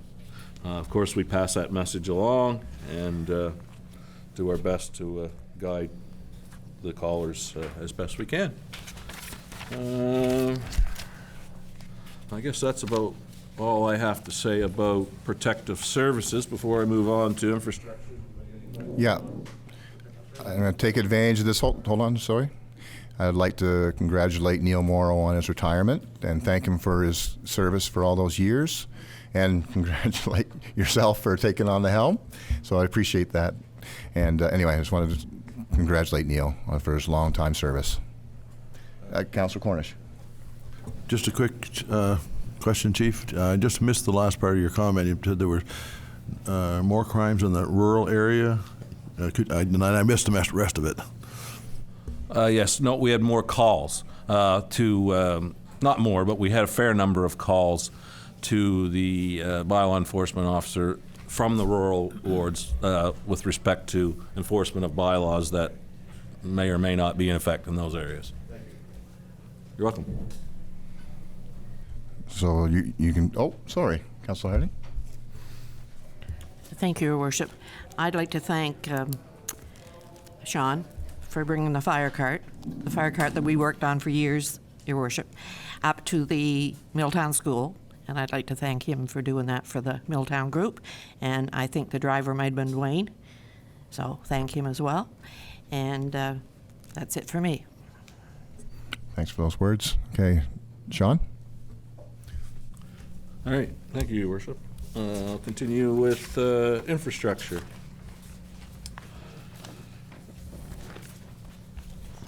As per usual with my report, I listed off some of the activities in the 4 categories: water, streets, wastewater, and general. Not a lot to elaborate on there, other than I would say that the sweeping of the streets and sidewalks has been completed. Line painting began, but as you can imagine, not going very well due to the weather, but that will start once the rain stops. I think, why are you saying it's not doing well? Because I think it's gone very well. Well, maybe because everyone's busy with all the other problems in the world, but I've gotten zero complaints about street sweeping this year. And I woke up one morning and the lines were all painted all the way down through town and maybe a few arrows left. But so I would say you're doing fine considering all the rain, but sorry to shut you down there. Well, I appreciate that, and I'm sure the staff will as well. But we will resume once the weather cooperates a little better. Also, 3B, we installed the electric cable for the rental blower at the lagoon. I'm very happy to announce that today we were able to connect that onto the grid, which will allow us to return a very expensive generator that eats a lot of fuel. So that's a good one. That's a good one. Also, it wasn't noted in this report because it started about the time of writing the report. We were having some issues with the lift station down here on Bud Avenue. And in order to fix the issue that we had to disassemble it right down to the bottom. And we discovered it was getting old and worn out, so we rebuilt it basically from the bottom up. It cost us $14,000 in parts and pieces, but it did not make any sense to take that apart and not put it back together properly. So that should buy that some time. Capacity is another issue, but what's in there now should be good for some time. So that's a very dirty, nasty job that the crew completed, and I think I owe them a barbecue or something maybe coming up soon. But kudos to the crew for taking that on, and that's a tremendous job to have that done. So thank you guys if you're out there listening. In director's activities, I mentioned we had job interviews for two public works employees. We have hired two. One started a week and a half ago. Another one will start on Tuesday. So that will bring our public works crew up to a better capacity. And we've needed those bodies, and they're two young bodies, so they should be hopefully here for a few years to come. And number 4, I mentioned street name and civic number applications. That is something that I've been quite busy with since we took on the 2 rural wards. Of course, we inherited that. And there are some intricacies of that in the rural areas that are a little bit different from in town, so there's a little bit of a learning curve, but I've been working with NB 911, and we've managed to get 3 subdivisions numbered. There will be a request for proposal coming next month for another street name. So that has been taking a fair bit of time, but it's good work, and it's important work to get that done. So that, I believe, is what I have to say. You will see 2 pictures that I attached. That was kind of a follow-up from the Gem Tech report and the can-do attitude of our crew. The first picture is unit number 20, which is a 2002 truck. We replaced the engine. We had the whole front off of that, rebuilt the engine. The cost to do that was about $25,000 in parts. Now, we'll get some money back. There's core charges and things related to that. Right now, to replace that truck would be at least $250,000 in a 3-year wait, 2 to 3 year wait. So money well spent. That will extend the life of that truck indefinitely, and it's a good truck. They don't make them like that nowadays. Also, you will see on the last page, that was the fire truck that we talked about, that we converted into a dump truck, and it looks a little funny with that little box on it. We did buy a proper size box for that. That was delivered today. The cost to bring that unit into service was $8,000 to convert the truck, and then the box itself cost $13,000. But that box will last. It'll come off of that truck, and we'll have that for the future. So You know what that represents? What we said when we said we had, we have a small crew, and the get her done attitude. There you're looking at it. Get her done, and that too. But work with what you got. I mean, kudos, you guys. Thank you.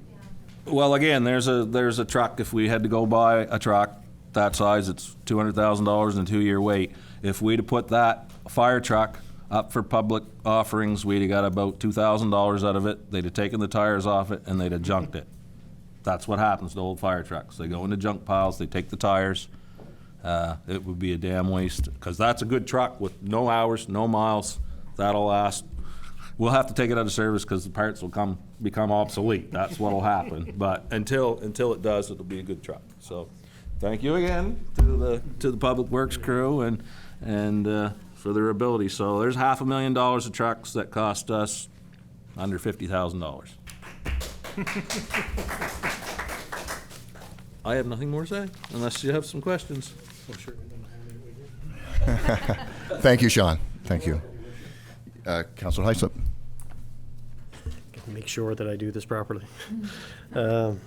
Yeah, first of all, I just have a comment that thanks for doing that. The ingenuity is great. And also thanks for answering the calls. I don't know, Sean's busy on all levels, and I give him a shout about, somebody, concerned citizen that's having a problem on their street, and he's out to go and see them right away and provide feedback back to me what the problems are and what maybe the solutions are. So that's important, and just remember that avenue to go through, right? Just, when I CC Jeff, to make sure that he knows what's going on as well. And the other thing there too is I've had a couple of approaches from citizens about that GemTech presentation, and they were kind of excited about the salt idea and how much maybe it might relieve some of the street cleaning in the spring. And they were saying, that's a good idea. It is a good idea. It's a simple idea, but it seems like a good idea. So just keep that in mind for this maybe as a pilot project this winter, right? So thanks.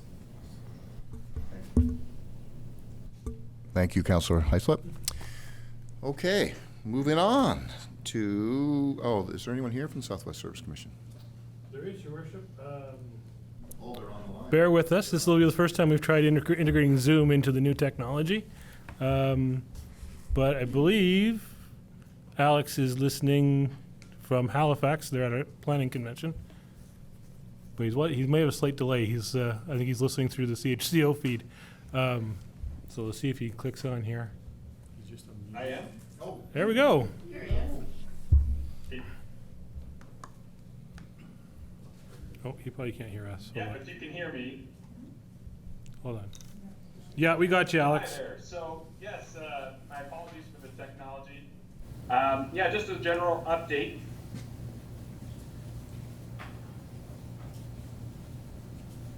Okay, general update. 60 development and building permits have been issued to date.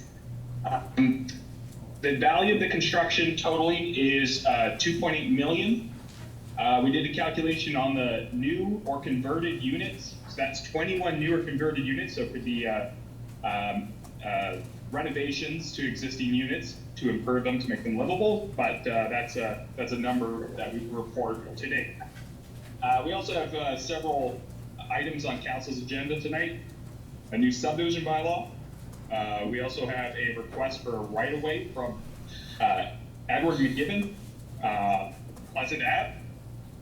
And there is also a Housing Accelerator Fund application, which there's a separate presentation for that from Xander Gopin, who's also here with me at the planning convention. So with that, I will try to take questions, but I think there is a bit of a delay. So Jeff, if you're able to unmute your end of the Zoom, then I can hear you probably live. Yep, we're unmuted, so hopefully you can catch us.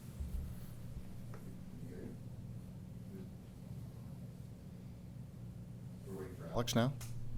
No, it's just if you have questions. Okay. Any questions for Alex? No? All right. Well, thank you, Alex. We've all got your report here, and enjoy your session and learn lots and bring all that value back to us, please. Any questions on the bylaws? Oh, that's coming up, though. Yeah. Yeah, he's not going to go Okay. Yeah, I'll be online, so if Yeah. there's questions later on, I'll answer. Thank you. Okay. All right. Next up, community services, facility maintenance.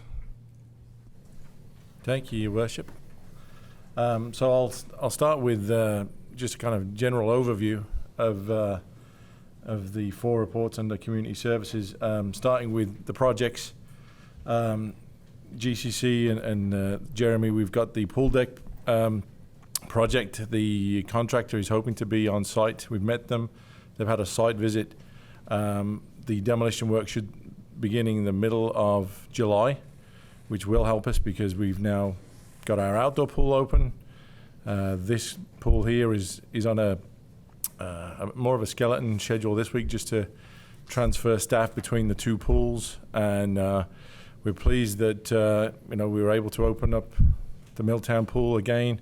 Some usual leaks, small rips, things that come up with having the pool closed for 9 months of the year, but with this outdoor pool and the window of the demolition work to start with, and the construction work, and hopefully warmer weather rather than what we've seen in June so far, we might be able to extend the outdoor season into September, which shouldn't impact the level of service to our residents and our users too greatly. We'll keep you in tune with that. Of course, when anything happens with demolition and construction, hopefully there won't be any too many surprises.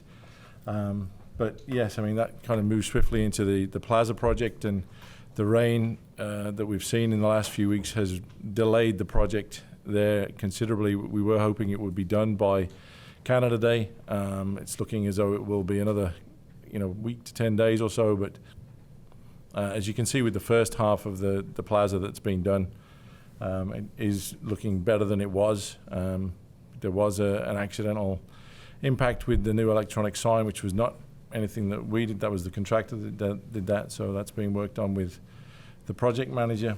We've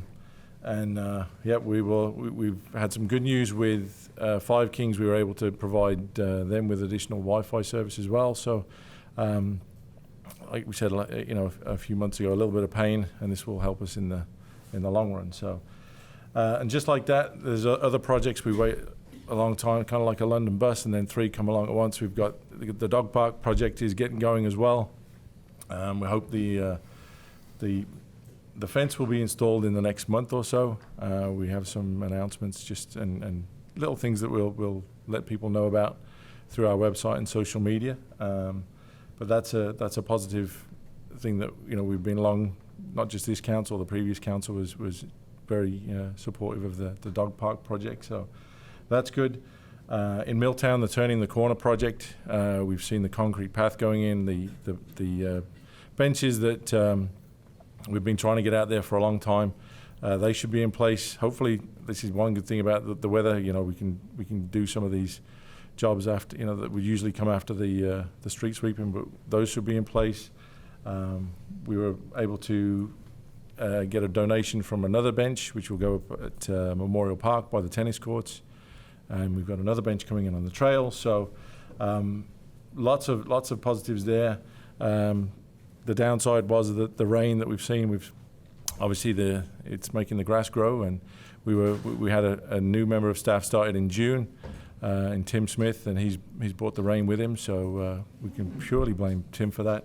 But he's been great. He's taken new challenges that he hasn't done before, and he's done wonders so far, and we hope he keeps going. So other than that, if there's any questions regarding the report or anything else in community services, it is our busiest month. Of course, we had grad. We've swapped the ice over. As I mentioned, the pools. June probably is our busiest month for different things going on. And very proud of the team we have and the work they've done. So, thank you, Kev. Yes, Councillor Greenlaw. Just want to thank you guys for the work of the Milltown Bandstand, getting the electrical and stuff done, the door fixed, and that was very, very fast, and I think it's helped a lot up there. Thank you. We also want to get that painted as well. We've got the summer concert series starting in July. Well, there's one tomorrow, which probably will be indoors with the weather being what it is, but they'll be in July, they'll be in Milltown, and in August they'll be in Chocolate Park, and we invite everyone to come out. But yeah, that will get a paint. The one in Chocolate Park will get a paint too. It's just Mother Nature doesn't like us at the moment. So. Councillor Harding. Thank you. I want to thank you, Kev, for all the work that you've done on the benches, okay? We'll just leave it at that. I also want to, the Turning the Corner place is going to look great here within another couple of weeks. And I also want to invite everybody to the Milltown Cotton Mill statue on July 1st, where I'll be cutting a cake. I don't know how that will go over, but anyway, it's from 12 to 1:30, so everybody in the listening area is invited. Thank you. Thank you, Councillor Harding. Councillor Heislip.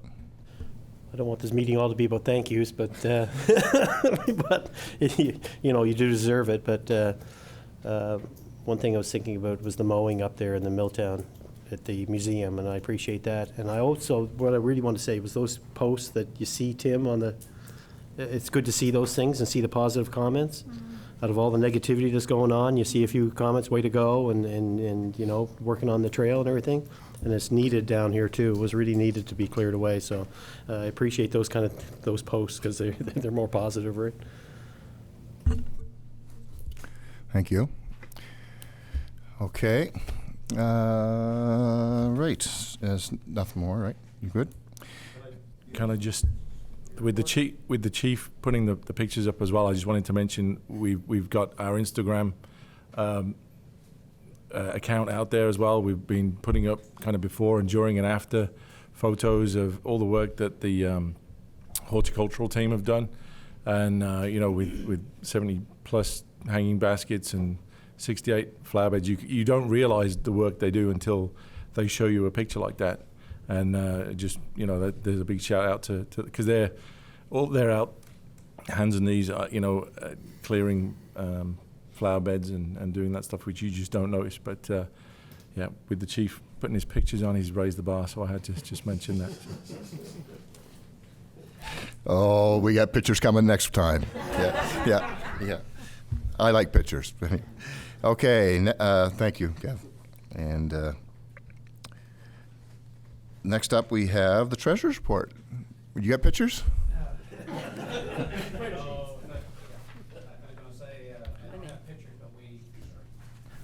I don't have pictures, but we have to pay for it all, so. Staff activity since the last report. Staff continues to be very busy with regular work and changes for the new amalgamation as well. Plus, we have multiple special projects happening, in particular capital projects that are happening right now that we're starting to see expenses for, plus filing remittances for grant funding on the projects as well. The only other thing I guess you should say on the staff activity, probably that, well, it's not on there, is we're in the process right now as well of producing the April to June 23 utility bills. They should be coming out next month. I added another section to my report that hasn't been on there before related to the Garfield Civic Center, which is a big part of our job in accounting, which I split out just so it sort of shows council that there's another big section that we deal with in the department. Moving over into the other part of the report, the statement of revenue and expenditures for the general fund. This statement is for the month of April, 33% of the year. And of course, as I said before, revenue expenses don't always flow through exactly at 33%. The general operating fund right now, it's showing a surplus of a little bit over $884,000 for the 4-month period this year.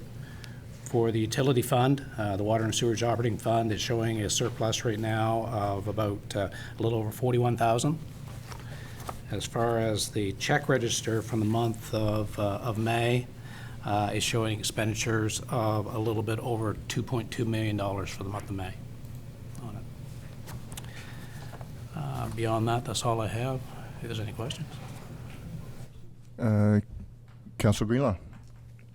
Yeah, on, I think it's, there's like 4 zeros, a 30927, the dog control, and it looks like 119,000?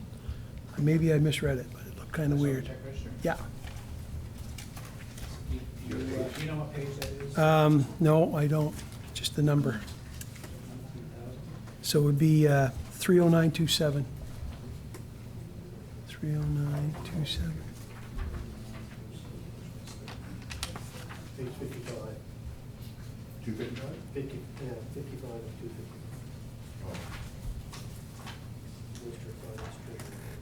Yeah, so is that like a column total, or it looks like it's an individual item? Hold on, I'm just going to that page right now. Page 55.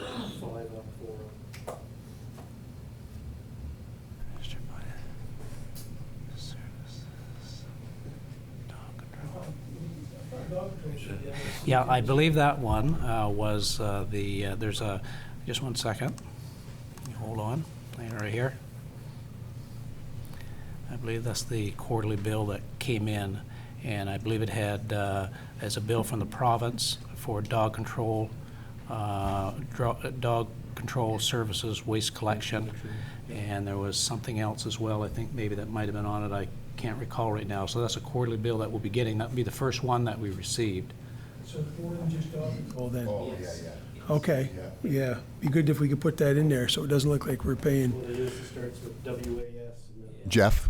Yeah, the problem with some of that stuff is the description. I'm sorry. Sorry. Just speaking to Councillor Greenlaw's comment about dog control being with the RSC. No, it's still being done and paid for by the province under their existing contracts to service the LSDs. We just get a nice bill for those contracts until that contract expires, at which time then we will take on our own contracts with SPCA. So you'll see these, as Treasurer says, quarterly, but the majority of that bill is waste collection, which you can imagine is a significant expense. He's got the bill. Okay, Tim? I just have that bill in front of me. It was for $119,260.75. That one was dog control. That's a quarterly dog control, a little over $2,000. Solid waste, $81,000, and fire services, $19,000. Yeah, I fell for that years ago when you were reading this check register. It was something like paintbrushes and keys, and I'm thinking, how was that? It's just all the data doesn't get captured. It's on your device, but it doesn't get on the paper. Sorry, Councillor Eastman. Yeah, just another one on the same page there, Tim. And this is just for my education, I guess. City of St. John, fire and dispatch fees, $10,352.34. Is that an annual fee, or is that a monthly fee, or it's a? That's quarterly. Okay, thank you. Are you done, Tim? Or yeah. Okay. Yeah. All right. Thank you, Tim. Next up, Future St. Stephen. Are they on the? No, Future St. Stephen wasn't able to make the meeting, so any questions, I'll do my best, or I can coordinate with Mr. Williams. Any questions of council? Good stuff. You've seen the report. Any questions, you can always email or through Jeff or Ian. All right. Next up. Ooh, what fun stuff. Okay. We get to do some bylaws. First up, I got mover and seconder for bylaw 11-23, first reading. Okay, Councillor Harding, Deputy Mayor Wheaton.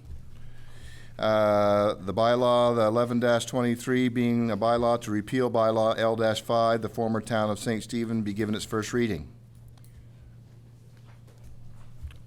Any questions? All those in favor?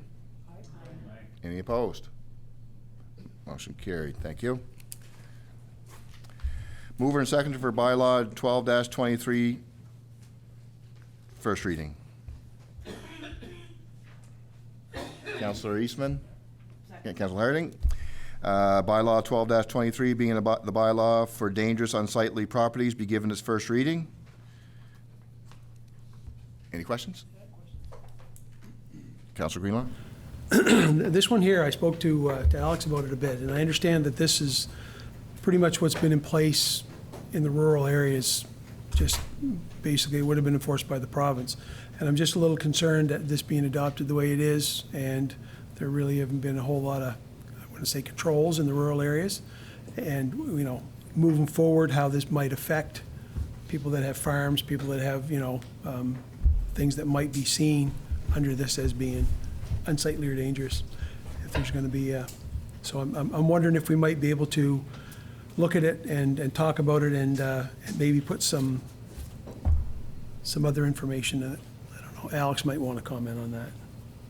I don't know if it's a standard or if it's, right? Is Alex still on the line, sir?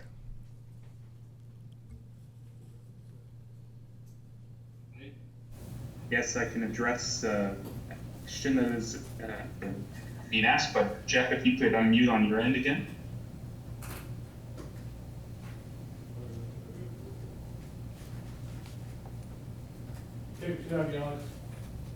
Okay, if any questions, feel free to shoot.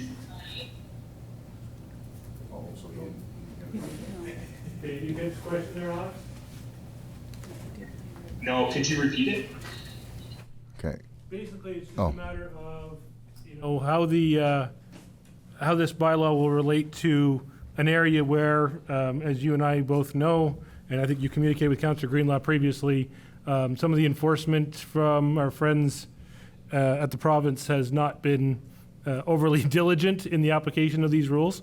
You know, whether that's a concern and whether the bylaw as it's being presented is that standard language, or is it something that we can look at considering some other elements of control or other aspects of consideration as part of the review of the bylaw? So with the bylaw like this, you basically have to adopt it as the province prescribes it in the Local Governance Act. There's no variations to it that you can actually adopt. The definitions in there are legal terms that have case law around it. So when they describe rubbish, there's actually case law around what rubbish is. It's not just some children's toys are left out in the front lawn. It's we're talking about situations that a reasonable person would deem to be a significant public safety issue or issue that is affecting multiple properties around the property that has a concern. So think about burned out buildings that kind of sit there for years and years. One of the challenges the province of New Brunswick has with enforcing this regulation that's applied in the former LSDs for many decades is they have a limited budget and manpower. They also can't go in, clean a property up, and then apply the cost to clean up on the person's taxes where they fail to comply with the orders. A municipal government can do that, however, and that makes a big difference in terms of the powers and ability to actually carry out this bylaw. Now, we've been involved with that at the commission level. In this case, just wanted to keep this in mind, this is actually not going to be enforced by the commission. This would be under the purview of protective services, but just because I've had experience with this, I just want to offer that 2 cents to council. Thank you, Alex. Councillor Greenley, you're good? Yeah, I mean, we have to adopt it that way based on the I'm good. Councillor? Okay. Okay. Councillor Cornish. Thank you. Question, Alex, this unsightly act, I want to find out because I've been challenged on it several times in rural area number 1. We have 2, maybe 3 unsightly premises where basically were junk cars piled up on top of another. Some said homes itself got 5 and 6, 8, 10, 12. Then we also got businesses at a rate actually out over the 33 mark with old cars draining oil, stuff, etc. Unpleasant, unsafe. And I'm just trying to find out, does this law now give us the authority to act on those properties? Because I'm getting calls that people aren't very happy with this. Alex, back to you.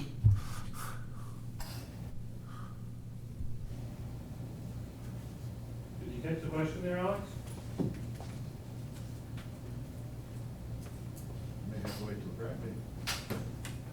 So if you can. Was that on? Can you hear me? I got you now, yeah. Okay, great. So yeah, I mean, if there is a matter of derelict vehicles in a junkyard that is not in conformity with a rural plan, or it's essentially not screened from view from the public street, it could be in violation of this the existing regulation for unsightly premises that the province adopted. And such a property could be subject to fines or liens should the province go in there and clean it up. Currently, with this bylaw, what it would do is the municipal district would have the power to go on the property to clean it up after giving the person the notices prescribed by the act. So they have to, the municipal district would have to notify the owner that they're in violation of the Dangerous and Unsightly Premises Act, per se bylaw. And those notices they have to be done in a very specific manner in order for the municipal district to go on the property to clean it up for failure of compliance. So a person has an opportunity to just comply with the bylaw, clean up their property, fix the dangerous buildings, or remove the derelict vehicles that are not associated with the legal salvage yard. In that way, they can avoid enforcement. But if they don't, then the municipal district has the power to go on the property with council's direction and clean up the property and send a bill to the violator, and they can pay the bill for the cleanup. And if they fail to do so, then the municipal district can invoice the Department of Finance, and Department of Finance will add it to the violator's property taxes. Now, there's appeal mechanisms in there, so any concern about an overzealous enforcement, they can be addressed through appeal process. And it's just the way it works now with the regulations that apply to the former LSDs.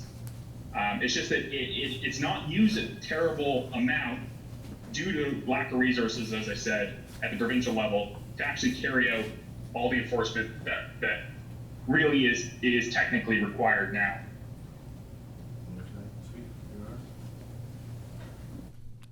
Councillor Cornish?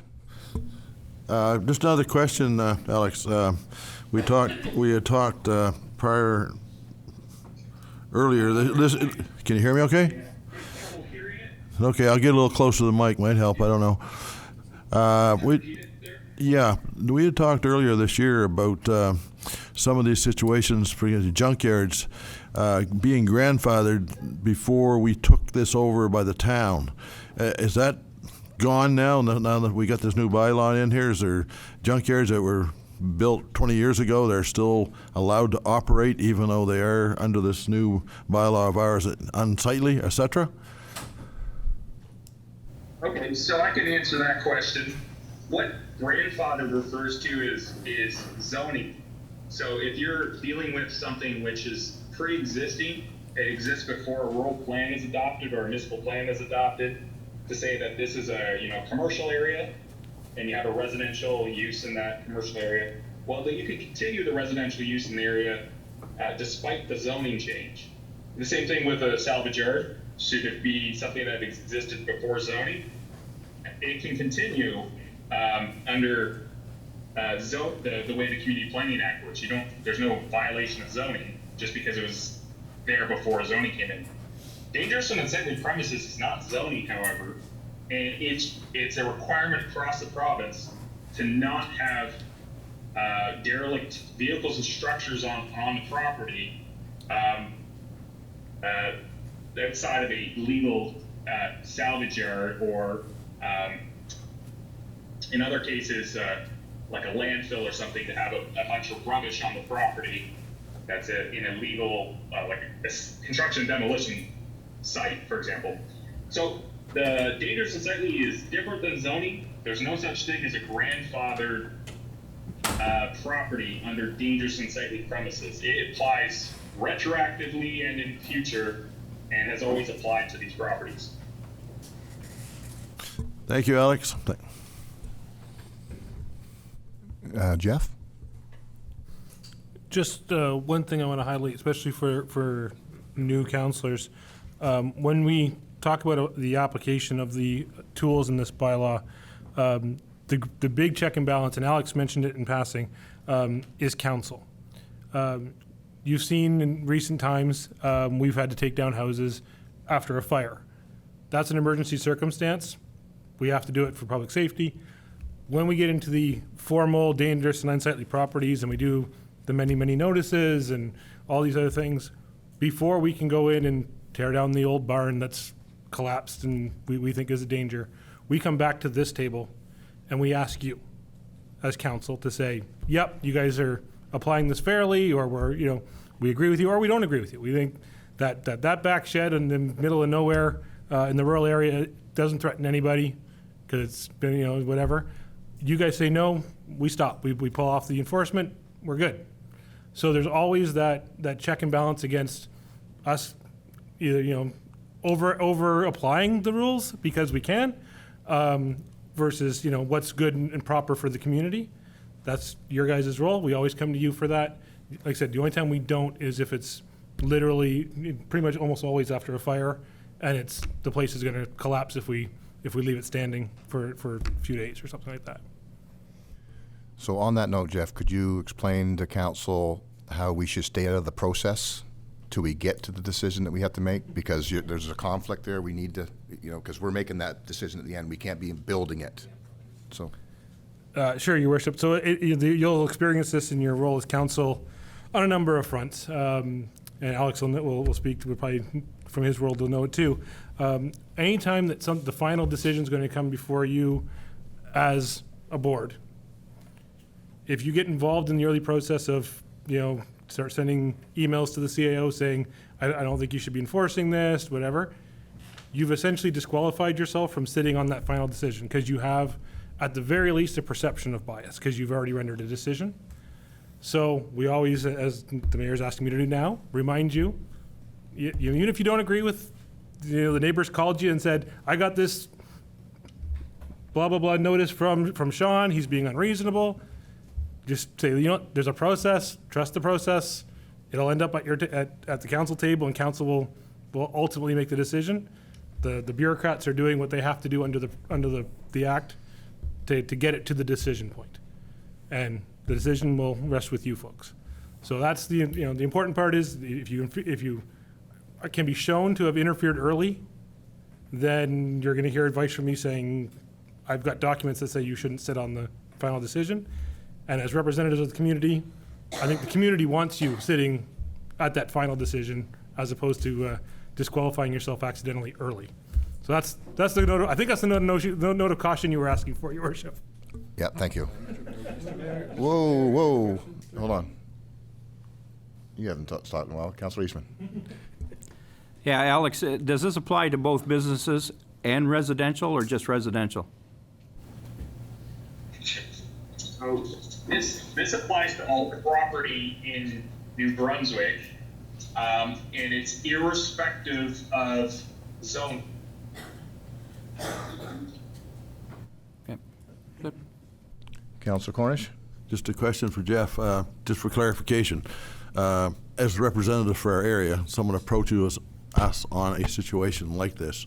Should we take that on and turn it over to you or ask them to approach your department? So should they be coming through us or going through you? So we don't get into, you know what I mean? Through Your Worship. Absolutely. It's always a safe bet for council to redirect to staff. In this case, it's probably going to have come from our building inspector or Mr. Morton. So rather than redirecting them to the person that's made them mad, redirect them to my office, absolutely. And we'll try and talk them through the process of how it's all going. Normally, the first notice gets people, their ire up a little bit. We have no desire to tear down buildings. We have no desire to clean up people's property for them. We are compliance-based. We want people to understand what we need them to do and get them to actually doing what we need them to do. And sometimes it's education. They didn't realize or whatever. And actually, I think in most of the cases since I've been employed here, probably 70% of them they just comply. It might take a couple of notices and a couple of visits by the building inspector or something to egg them on to get it finally finished, but because we don't want to expend the money, because as much as we do get reimbursed for it from the government, that comes a long time later, right? So our treasurer, Mr. Cashflow, doesn't like it when we spend money up front and have to wait months and months and months to get it back. So we do everything we can to get compliance before we ever get to an actionable state. Sean. Thank you, Your Worship. I just would like to make a comment about this act bylaw in general, having dealt with it here and in my former life as a municipal employee. There's a huge misconception because of the name of this. The unsightly should never have been put in there because you're going to face a lot of people calling saying, I drive down such and such a street and I see this place and it's hideous. You need to do something about it. That is not what this is about. This is a dangerous property bylaw. It is very prescriptive and very strict in what we can do. And if you read through it, there's 4 or 5 bullets, derelict vehicles is one of them, unsafe structures, construction debris, wood chips, things like that, things that can cause fires, or if somebody wanders onto your property, they drive a spike through their foot or fall into a basement, that's what it's about. We have all kinds of properties like that, so we have to prioritize them. It's not gonna be, I don't like your barn, it hasn't been painted in 100 years, so I'm not gonna be going out into the ridges looking to get people to paint their barns. That's not what this is about. Please do not fear that. But however, if your barn is falling down and you've got a whole bunch of kids in your neighborhood that are going in and could get killed, we might pay you a visit. Thank you, Sean. And just like the problems before, we are held by budgetary items as well, so it is going to be a long, drawn-out process, I believe. Correct me if I'm wrong, but anyway. Okay. Thank you for the clarification, everybody. So, any more questions from council? All those in favor? Aye. Any opposed? Motion carried. Thank you. Mover and second for bylaw 13-23, first reading. Councillor Heislip, Councillor Harding. Proposed resolution that bylaw number 13-23, being the subdivision bylaw, be given its first reading. Questions? Seeing none, Is this another one that we're inheriting? Oh. Sorry. You're good now. Sorry, Your Worship. Forgot about that. Is this another bylaw that we're inheriting from the province by virtue of having taken over some of what used to fall under the domain of just the Department of Environment and Local Government? Or is this a brand new bylaw being proposed for the larger municipality? I'll leave that one to Alex. Alex, did you get the question? I believe so, Jeff. So if I can summarize, the question is, was this something that already applied, or is this a new bylaw? Yes. Correct. Yes. So yeah, basically the municipal district needs to have its own subdivision bylaw, where the provincial subdivision regulation would have formally applied. You need to have your own bylaw, especially to clarify the rules regarding new streets in rural areas. They have to be approved by the Minister of UTI, and new streets in the former town areas have to be approved by council. So there's a interesting division of powers in this, but it took some time to put together, but it is required, something which council is not introducing a new bylaw that there was no regulations previously in the rural areas for.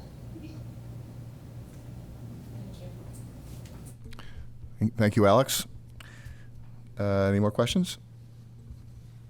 All those in favor? Aye. All right. Any opposed? Motion carried. Thank you. Mover and seconder, please, for bylaw number 9-23 for second reading. Councillor Rodas? Second. Deputy Mayor Wheaton. That bylaw 9 9-23, a bylaw to repeal and replace bylaw L-11, being the building bylaw for the municipal district of St. Stephen, be given its second reading by title. Any questions? All those in favor? Aye. Any opposed? Aye, motion carried. Mover and seconder for bylaw number 9-23, third and final reading. So moved. Councilor Harding. Second. Councilor Eastman. That the bylaw 9-23, a bylaw to repeal and replace bylaw L-11, being the bylaw for municipal district of St. Stephen, be given its third and final reading by title. Any questions? All those in favor? Aye. Aye. Any opposed? Motion carried. Mover and seconder for bylaw 10-23, second reading. Councilor Heislip? Second. Councilor Cornish? That the bylaw number 10-23, a bylaw respecting the officials of the municipal district of St. Stephen, be given its second reading. Questions? All those in favor? Aye. Aye. Any opposed? Motion carried. Thank you. Mover and seconder for bylaw number 10-23, third and final reading. So moved. Councilor Harding? Councilor Heislip? That the bylaw number 10-23, a bylaw respecting the officials of the municipal district of St. Stephen, be given its third and final reading. Questions? All those in favor? Aye. Aye. Any opposed? Motion carried. All right, new business. Request for decisions. Okay, I need a mover and seconder for the corporate purchasing card corporate limit. Mover and seconder, please. Councilor Wright? Second. Deputy Mayor Wheaton? Oh, sorry, Councilor Greenland.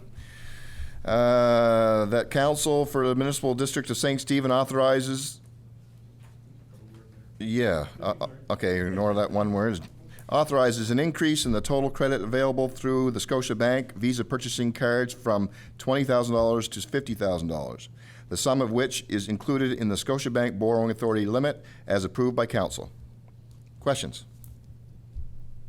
All those in favor? Aye. Aye. Any opposed? Seeing none, motion carried. Oh, what's that? I was just saying that was very much appreciated. Yes.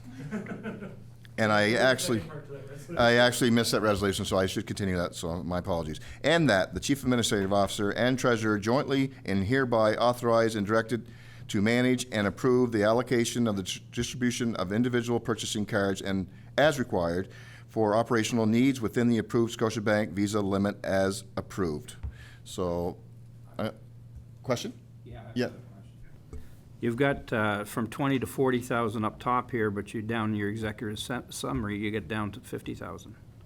Am I missing something here? Your worship? Sure, go ahead. Yeah, so my apologies. It was a change in the report midstream, and I obviously missed changing one of the references. The request is for 50. Just when we were looking at basically the that extra bit, what changed between the first draft of the report and the final was the Gemtech presentation. And you'll recall that one of the things they were talking about was empowering some of the lower level public works staff with small value cards. And I thought that was actually a really efficient recommendation. So what I figured is that we would create a little extra room and push it down to that level for the guys on the ground. So the request is for 50. So where I have read that in its entirety this time, can I have another mover and seconder, please? Or who moved and seconded it? We'll just start over with it. Councilor Wright and then Deputy Mayor Wheaton. And now, is there any further questions? So all those in favor? Aye. Aye. Any opposed? Motion carried again. Thank you. All right, mover and seconder of the Board Arena Tower proposal. Mover and seconder, please. Councilor Eastman. I'll second. Councilor Harding. The council rejects the proposal from Shared Tower, Inc. for the installing of telecom tower at the Border Arena. Questions? Explanation of why. Okay, I'll give that to Kev. Oh, Jeff? So we were approached actually a couple times, from this firm seeking a location for a new telecom tower. The first one was too close to the airport. Their secondary location was the Board Arena site. We didn't think it was appropriate, given that we don't know what the next incarnation of that property is going to look like. And in fact, administration's working on a proposal for that site, and we've had developers tour the site within the last few days. And of course, we wouldn't want to do anything that would encumber that property at this time. So we're suggesting, we suggested a couple other potential locations in the area that might work better. But we're not 100% sure of the goals of the company as far as their coverage areas. But we do not believe that it's an appropriate site for, especially this size tower, to be placed. So, Is it quite a tall tower? Just 50 meters. Can it be used for other things? Just throwing that out there. Towers are often shared for other services, but again, it's location, location, location at this point.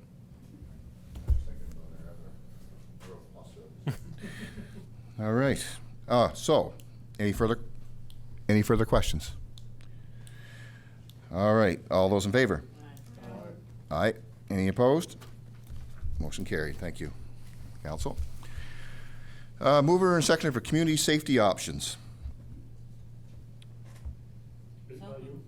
You might want to. You don't need a motion because there isn't a recommended course of action. So you can discuss first and seek a motion should council get to that point in their discussion. Okay. So, all right. I got.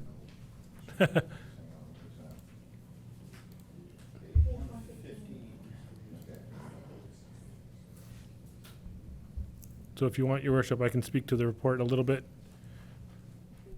Please. Thank you, Your Worship. I apologize for the length of the report. I know I'm sure it was a lot of bedtime reading for members of council. And some of it you had seen before, but I did want it presented publicly so the members of the public had access to the same information that I had shared. This, as we all know from conversations in this room, conversations we've had in between council meetings, the entire concept of the community safety priority of council is complicated, intermixed with a lot of different elements, which is one of the reasons that you don't have a single solitary recommendation coming from administration at this point. What the intention of the report was to provide council a viewpoint on what administration sees as your possible policy decision options. There are a number of them listed there. There's examples of what other communities have been working with and working on.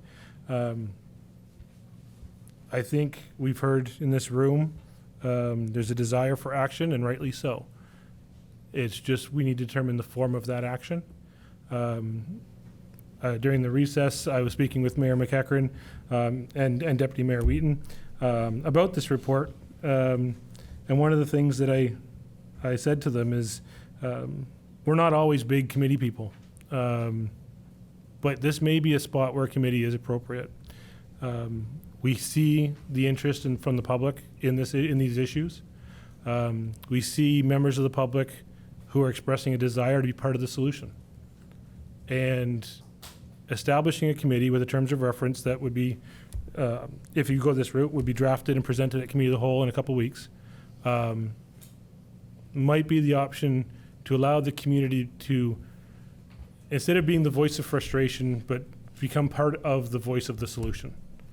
And I know my office would certainly be happy to provide the administrative support to that type of committee once we figure out the deliverables, which will be task one of the committee, is figure out what the deliverables are going to look like. But I think a well-defined committee with a diverse membership, being council, being staff, being all the people that former Councillor Thiessen mentioned about the Unsheltered group, the business community, bringing all those people, much like the Unsheltered working group has, but with just a slightly different mandate, to share their experiences and to seek the solutions might be a very important tool that the time is right to employ. There are other things there. There's consultants. There's the problem with consultants is as local as the consultant that made the presentation is. Consultants come in, they put together the report, they give it to you. There's not a commitment to it. A solution designed by the community for the community will have a lot more staying power. So I think that's worth council considering.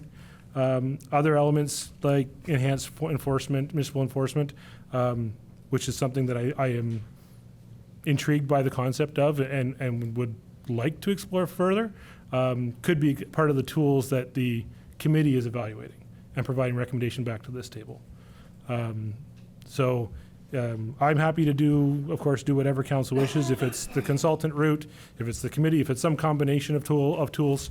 But I do think that whatever it is, the community engagement part of this is going to be critical to its success. Thank you. And as I said, we had that discussion outside this room at recess, and the biggest part is community action on this also creates better acceptance. Anyway, so we got those things to consider. Is there any questions from council? Brian or Councillor Cornish? Jeff, I really appreciate that. We've talked about this since our strategic plan. It was number one. Tonight it wasn't a comfortable meeting, but we have to take those blows in order to get to reality. Unfortunately, this is sort of out of line with what was there, but I think we need time to look at it, analyze it, scope it, and I congratulate you on this. I've been waiting for this now for 4 months, and I think you're on the right course. So any help you need, whatever. Thank you. Thank you. Councillor Rodas? Yeah, I like the way you've laid this out. And another question I would have is I really appreciate how, as it was spoken to tonight, that homelessness and crime and addiction, they're all different issues, but they are all somewhat intertwined as well. So my question is too, if we had an overarching committee and we found that there were too many conversations happening, because I've noticed that the crime that I'm hearing from the rural areas, there's vehicle thefts, there's ATV thefts, those are things that are completely different than, maybe breaking into somebody's shed here in town. So I just wonder too, if there might be an opportunity, if that would be kind of up to council, if this committee comes together, there might be an opportunity for subcommittees where maybe Councillor Harding, if she's most passionate about the drug side of it, that could be, where we could break up somewhat. And then in other communities, have you seen it? Is it best done with only a few members of council or all of council, or? If I may, Your Worship. If we wanted to have a committee of all of council, we would have committee of the whole. That's what it's for. The best approach to committee, in my experience, has been to limit the number of politicians in the room. Normally 3 is kind of the maximum, and fill in the rest of your board, or that committee, what you want to call it, with the stakeholders themselves. That way, we have a council of 9. You're never in a position where you're speaking as a majority of council, right? Because you can't do that outside of council. So it protects the members of the council that are sitting there to speak their mind without speaking on behalf of council. And again, if it's really nice if they happen to be in the minority of the entire committee. So if you've got 3 councillors and you've got 5 members of the public, that ends up with a nice dynamic when those recommendations come back to this table. Because again, you want to be the community solutions, and you want it, and it may be, Mayor McEachran indicated earlier, there may be tax implications for some of these things. There may be, and if it's driven by the community saying, we need these solutions, and we as the representation that you've brought together, we feel that they're worth taxing for, that has a different tone than the top-down. We're just going to we're going to tax, we're going to create money, and we're going to fix the problem with money. Money doesn't fix all problems, and we have to understand that. So, my recommendation would be make the council members the minority of the overall. Okay, Councilor Greenlaw. Just wondering, like, who's going to lead this committee? Typically, like, that's the person that's going to have to keep it between the ditches. So it's going to have to be somebody relatively strong personality and somebody with some background knowledge and whatever stuff like that. So I didn't know if you had an idea of what the model would be for that.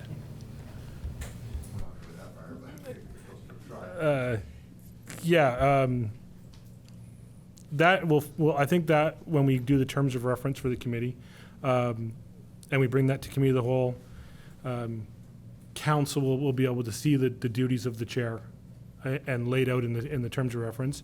And I would hope that council there's a lot of people with a lot of connections to the community. There's nothing wrong with it being council, with a council member being the chair. And sometimes that's really good. I would say that if you're going to do that, it's a great move to make the deputy chair not be another member of council. Try to keep that balance between the politics of this room and what's in the community. But again, that would be something that we would look at kind of when we're finalizing those terms of reference. Okay, I'm going to ask Deputy Mayor Wheaton, and I'll come back. No, definitely not. No, oh my goodness. No, for the last couple months, I've been waking up at night thinking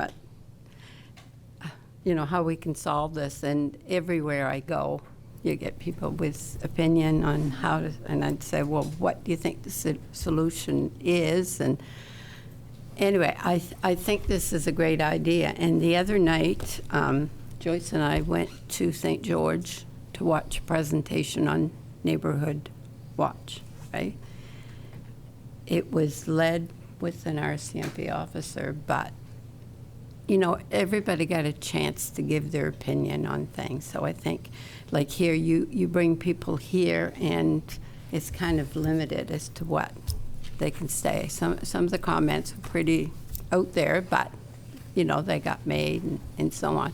But what I got out of it was that the community, it wasn't council that's solving the problem, it's the community. They need to have a hand in it. So I thought, well, that's a good idea. And I'm sure if we have a committee, we can come up with some good ideas. Because if council set up whatever we were going to do and it didn't work, well, council messed up again. But no, and tonight too, hearing the different views. I mean, sometimes people come in and they're angry because it's their stores being attacked and so on. But to hear it from an addict's perspective, like, and the one that was here, I actually taught him in school, right? And, and the lady that spoke, like, it gives you a totally different view on how to approach things. And like Emily mentioned, the problems are different, too. It's not just solving crime, right? So, anyway, thank you. Mr. Mayor, question? Just hang on. Was there Councilor Eastman, you had your hand? No. Councilor Harding. Sorry, I'll come back to you. Sorry, Brian. Okay. Councilor Harding? Thank you, Worship. I do want to thank you. Your button, Mark? Damn. Oops.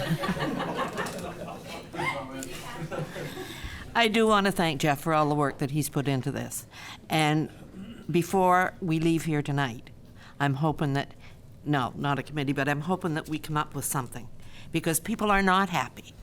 My phone rings off the hook 24/7, and I'm sure everybody else's does too. So I'm pleased, Jeff, that you've done the amount of work that you have on this.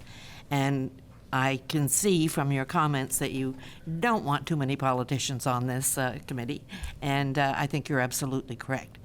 And anyway, thank you, and before we leave here tonight, I would hope that we can move forward and bring some peace to the community. Thank you. Thank you, Councilor Harding. Councilor Cornish? Yeah, just one thing. going back what Councilor Rhoda, she's been on this for quite a while, and she deals with probably homelessness and drugs and more than we do, got more experience in it. But one thing that I don't think it was mentioned tonight, I might have missed it, and I think Sergeant may be able to back us up on it. It almost like tonight it was assumed that the homeless and the drug users are doing all the stealing. I think, Sergeant, maybe there's other people out there that's not involved in this that basically live in the rural and the urban areas, been doing this for quite some time before we get into this issue. So when we're scoping this thing out, we got to be kind of cognizant of the fact there are other characters out there that are doing this same type of thing, and they can't blame it on the homeless nor the drug abuse. So I just want to make that clarification to kind of pacify Ms. Rodas. Okay, is there any question? Councillor Wright. Thank you, Your Worship. I just would like to echo what Ghislaine said. We went to the neighborhood watch meeting just to get a feel for what the presentation would be like, and I think I'm supportive of the idea of a committee. I like the expertise that our CAO has brought into the parameters that might be set up for that, and all the work he's done. I did read through all the options that other municipalities and cities have put in place, the various approaches they've taken. It's just mind-boggling, the number of options available. But the neighborhood watch program is something I think that, from my perspective, I would definitely be supportive of council endorsing or maybe hosting it. I know it's community-led, but council could say we support this in our neighborhood, and maybe even provide the space for a meeting to be held where the presenter, Lisa Williams, could come in and make the conversation. And that's something I don't think that we necessarily have to wait for committee, because this is something that could be rolled out faster.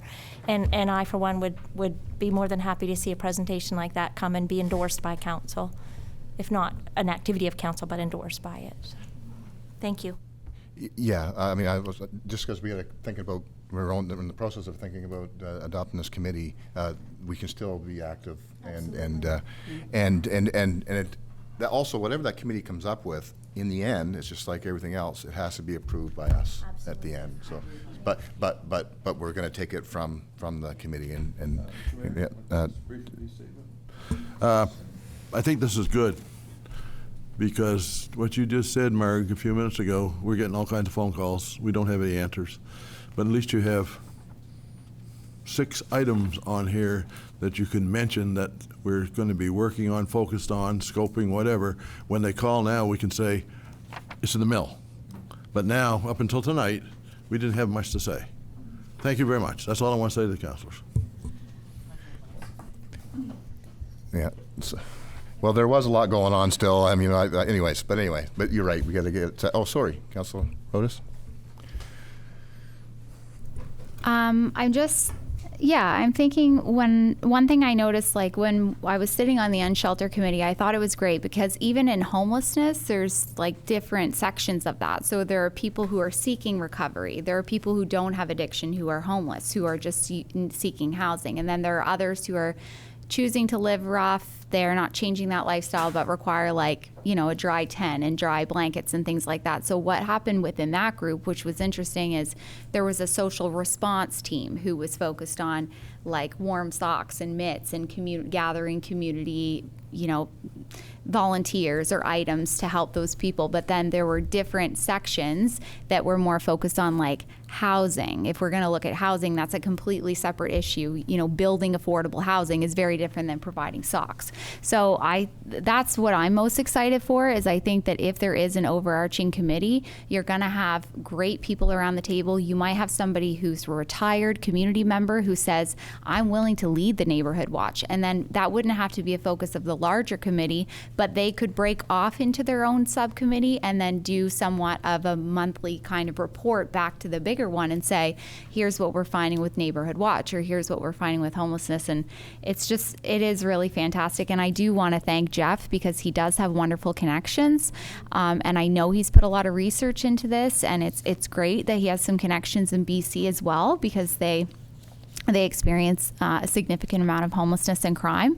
So talking to a smaller communities in BC, I mean, that's really big for us, and we're lucky to have a CAO who has those connections. So, but I do agree with Councillor Wright. I am totally up for supporting a neighborhood watch initiative, and I think that we do have a lot of resources that we saw in this room of community members who are passionate but just don't know where to put their energy. So I think if we give them that space, then we could see really wonderful things happen. Mr. Mayor, question for Hold on. Councillor Cornish. Thank you, sir. Question for both of you, and I don't know, I thought about it before, but just hit me again. But Councillor Rodas, are we missing one attribute that we have not considered? Gentleman here tonight gave me some, you brought a young fellow in here a couple months ago, same thing, we got more information, data. Is there something we're missing, like a focus group that actually are the homeless, focus group that maybe are on drugs, that we could get data, information from them to try to understand who they are, what they are? Okay. I think our role is more, we need to empower the groups in community that are already doing that. So Neighborhood Works is gathering that data. So rather than, we need to support the community narrative in supporting Neighborhood Works, because we have great organizations out there that are already doing that hard legwork, so we don't have to take it on. But if we are not supporting Neighborhood Works, or not supporting the Unsheltered group, or not supporting the Chamber, then we have to take on that work.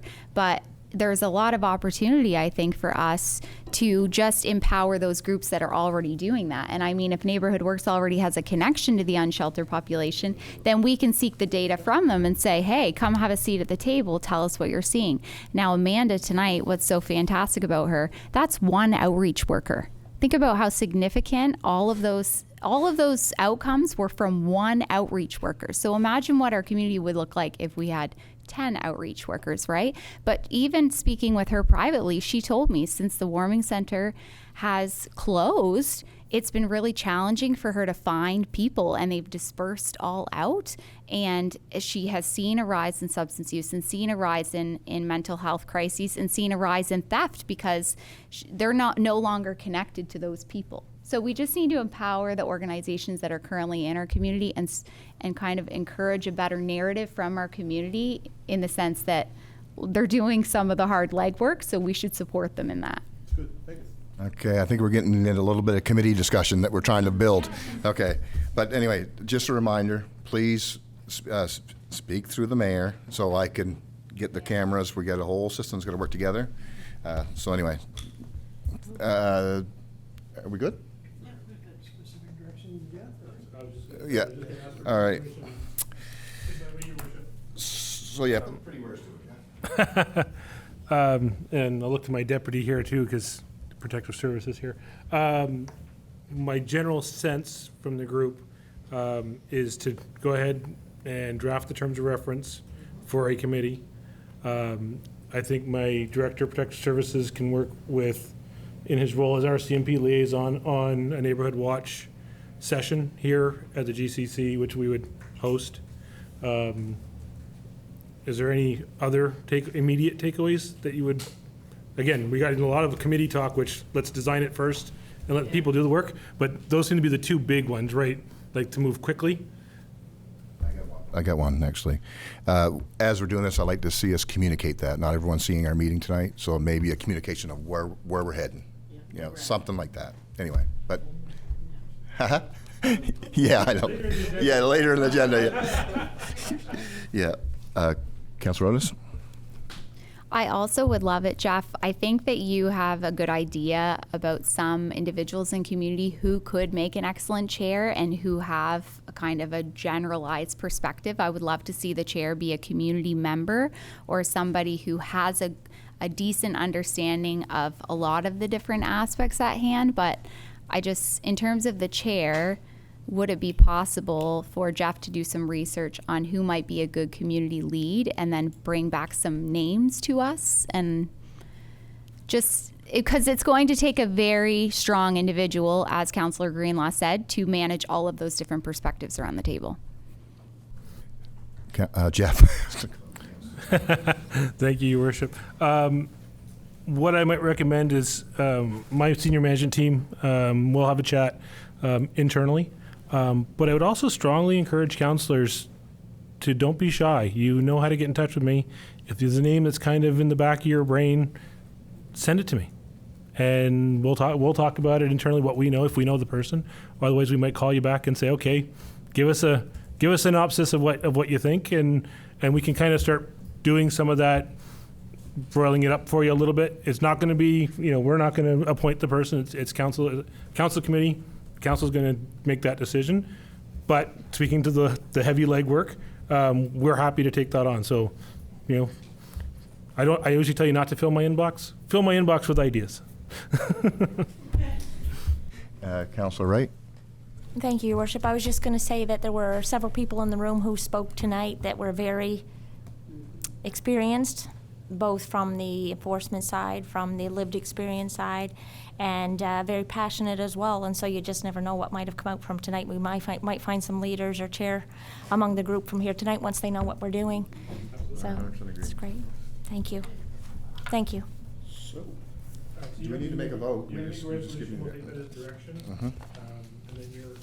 The stuff will appear later in your meeting schedules.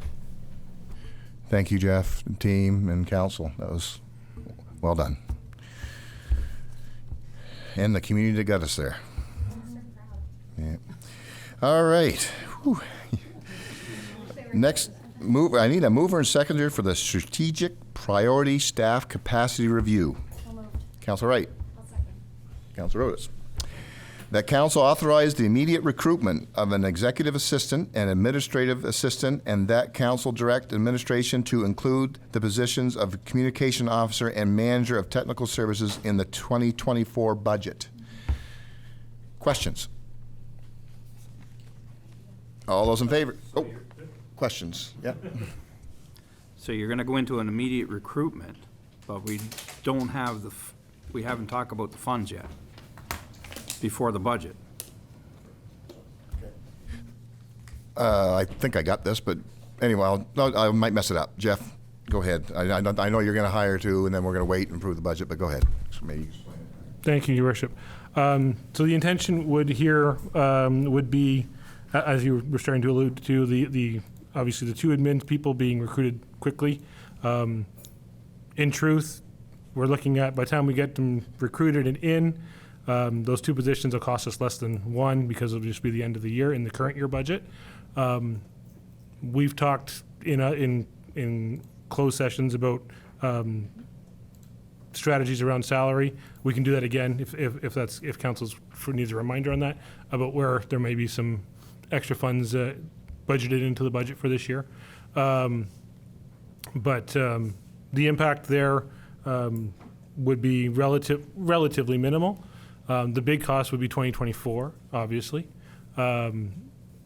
Which again, we're not saying you would adopt it, you would approve those positions. It's just that in the first draft of the budget, we would include those numbers, and then as we debate priorities and things like that, they may be pulled out. But that would be a 2024 conversation. It's just that last part is just that we would include it in the first draft, so you can see what it would look like.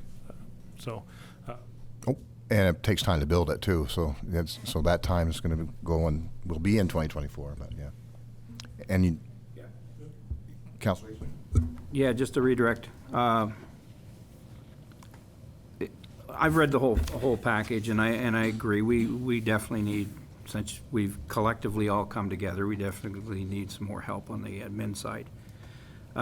Could we not, though, instead of looking for a communication individual, compile that as a task for one of these executive assistants? That would be a potentiality. Again, the communications officer is a 2024 recruitment, so we would theoretically have, a number of months under our belt with the admin people in place to see if they could do things. I guess the next item on your agenda is the master communications plan, which has a lot of tasks attached to it, and I would be cautious about putting all those tasks on the corner of two desks.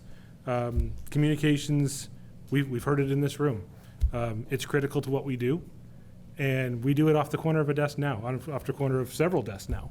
And the citizens aren't getting what they want, and they're right. We're not excelling in that department.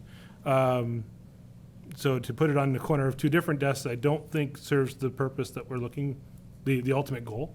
A dedicated single voice for the community that would also be involved in community engagement activities, I think would be far more effective than saying, oh, well, while you're doing the EA job, can you also manage the website? That's a lot if we're going to do both jobs exceptionally well. And that would be my concern.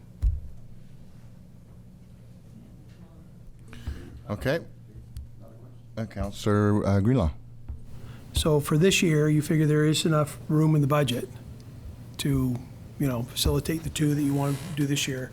And the approval tonight is to basically include the other two positions in the 2024 budget process, draft process. We could reject that if we reject the budget. Are we clear where this rests as far as a shared service, as far as billing and effect on taxes? So the executive assistant working directly with the CAO is a 100% shared cost. It's in general gov. And I believe Mr. Morton has done a preliminary breakdown of the administrative assistant for 199 Union, sharing it between protective services and infrastructure. Infrastructure, those costs are retained solely by Ward 2 at this time anyway. And then the protective services are shared. There's some proration, I believe, in the protective services between urban and rural. I want to say it was 75-25, but I'm not 100% sure. But yet there is some sharing there. So, but the EA would be 100% shared across the entire tax base. And the other part of that is one of their key roles would be to assist in working with you folks from all the wards on even things that we were dealing with this afternoon with conference registrations and things like that, having somebody other than me that's dedicated to doing those things as well. I'm good with it all. Oh, sorry, I just hit my button way by. No, I'm good with it all except the technical manager. I would say the technical manager's role is primarily, supporting the water sewer, fee-for-service stuff, right, rather than a shared service.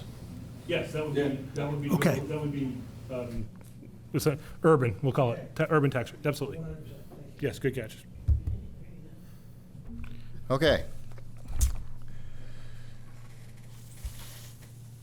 So, we had our questions. All those in favor? Aye. Opposed? Seeing none, motion carried. Big thank you. That's going to make a big difference. Thank you. All right, mover and seconder for corporate communications plan. Councilor Harding. Councilor Rodas. The council adopts the communication plan and accompanying the implementation plan and directs the CAO to update council on a regular basis regarding progress. Questions? Comments? Oh. It's a living document. We can adjust and change. Okay, good. Thank you, Your Worship. As I said, my CEO report, a couple of big projects I tackled in this reporting period. This was one of them. Like I say, we know we're not excelling at communications, whether that's emergency communications about a boil water order, or programming in the GCC, or whatever events. We can get better. We should be better. And one of the failures that we find, and it's noted in the report itself, is our external communications are linked to our internal communications. And if our staff don't know what's going on across the board, they can't tell anybody else. And so you'll see in there that there's a critical assessment of our internal operations as far as communication. We've gotten better. We've gotten a lot better in the last little bit amongst the department heads. Probably better than we've been in my time here. Now we've got to start taking that culture and pushing it down into our junior subordinate staff. It can be achieved. It'll be achieved a lot better with a very strong communications officer should that position be approved next year. But there's things in that plan we can do, I think, fairly quickly and start improving, starting this week, next week, if this is adopted. So, bear with us. We're learning. We're going to get better. And I think one of the things we can do is, if citizens have ways they want to be communicated with, to let us know. Facebook is not everything. We know that. It's not even, in most cases, it's not even a healthy way to communicate anymore. But if people prefer Instagram or Twitter or whatever in this community, feel free to send my office a note, because we will compile that as part of this project. And worst case scenario, I'll have a lot of data for a communications officer down the road to say, this is how people want to be communicated with. It could still be the newspaper in this town because of the nature of our community. We have gone digital in everything, and we sometimes forget some of the, call it, older ways of communicating, newsletters, whatever. If that's the way our people want to be communicated with, we'll figure it out. So if there's citizens out there listening and in the room listening, send me a note, because we're going to start trying to figure out the best way to get information out as quickly and as efficiently as possible. Thank you, Jeff. All right. So, any more questions? All those in favor? Aye. Aye. Any opposed? Motion carried. Thank you. Okay, next up, what do we got here? We got, McGibbon Industry ROW request, see separate planning report attached. Can I move or seconder to move into that, please? Councilor Greenlaw, Councilor Eastman. Is any discussion? This is an Alex thing. Hopefully he's still with us here. Poor Alex. Yeah, I'm still online. Did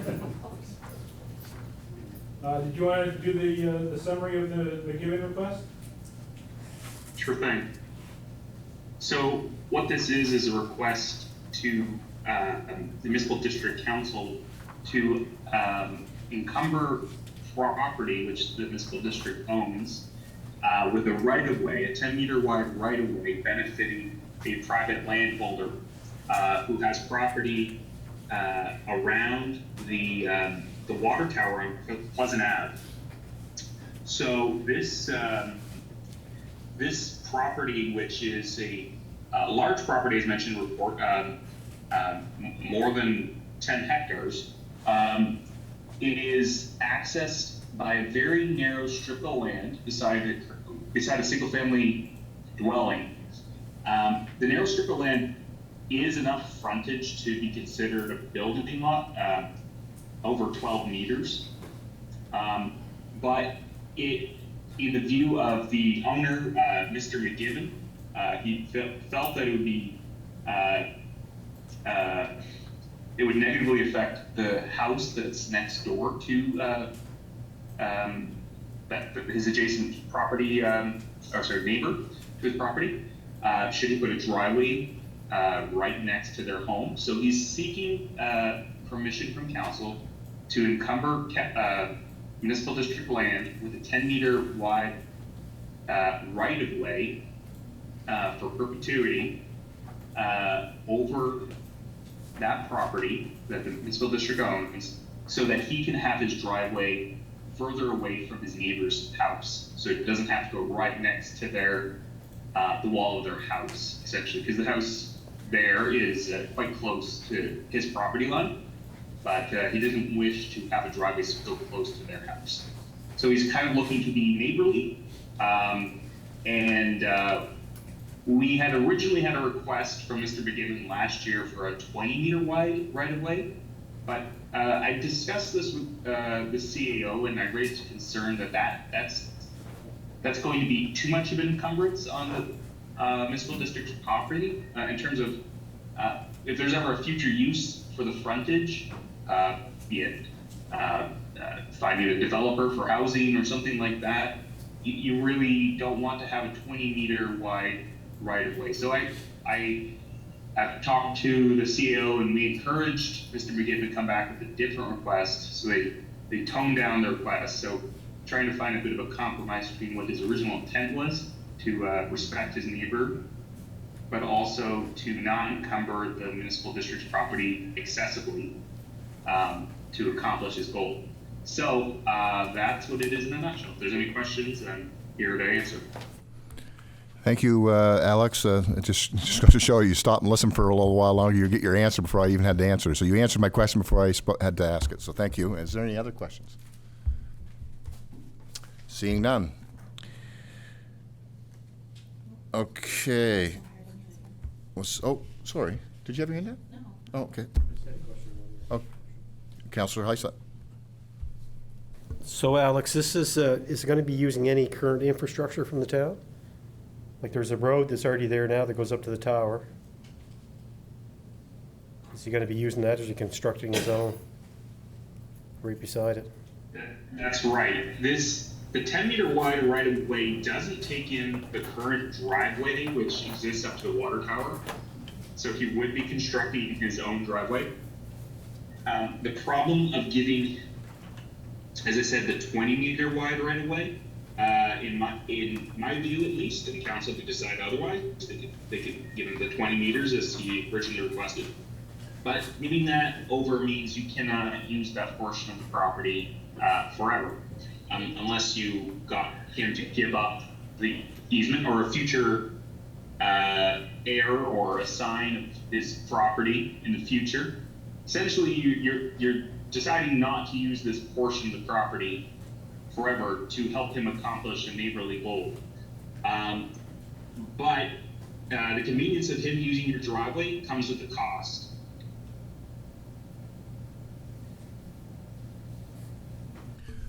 Okay. Any further questions? Oh, well then you can certainly ask. Go ahead, Councilor Wright. Thank you. Is this being asked because there's, and I mean, I know some things are confidential, but is it an immediate need because there's, I guess, obviously he's asking because there's plans to develop the property in back? Or is it just because he's always kind of needed it and wanted it, and I guess I'm just wondering why the request now.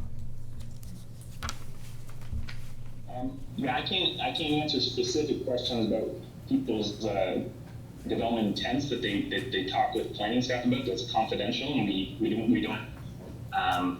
anything that hasn't had a permit issued, we can't really talk about it. So it might be what the reason is. So I can't really say. Okay. But if he was to develop it, this would be it would probably assist some sort of goal like that. And we got bylaws in place and zoning things in place too, yeah.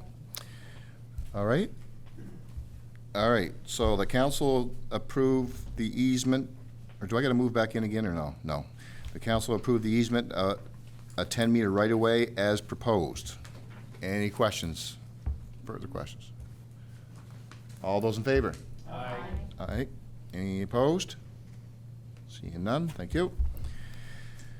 Okay, mover seconded for Title Health Solutions Limited. Council assent to propose public road to propose, or purposes of a subdivision, sorry.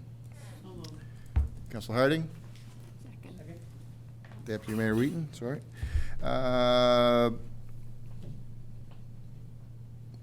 Any questions? I think they've all known the story behind. Oh, Councilor Wright. Thank you, Worship. No, I don't know the story behind it, but I did read it through, and it looks like this piece of road used to belong to the town, and now we're just kind of taking it back. Kind of looks like it. So, exactly, yeah.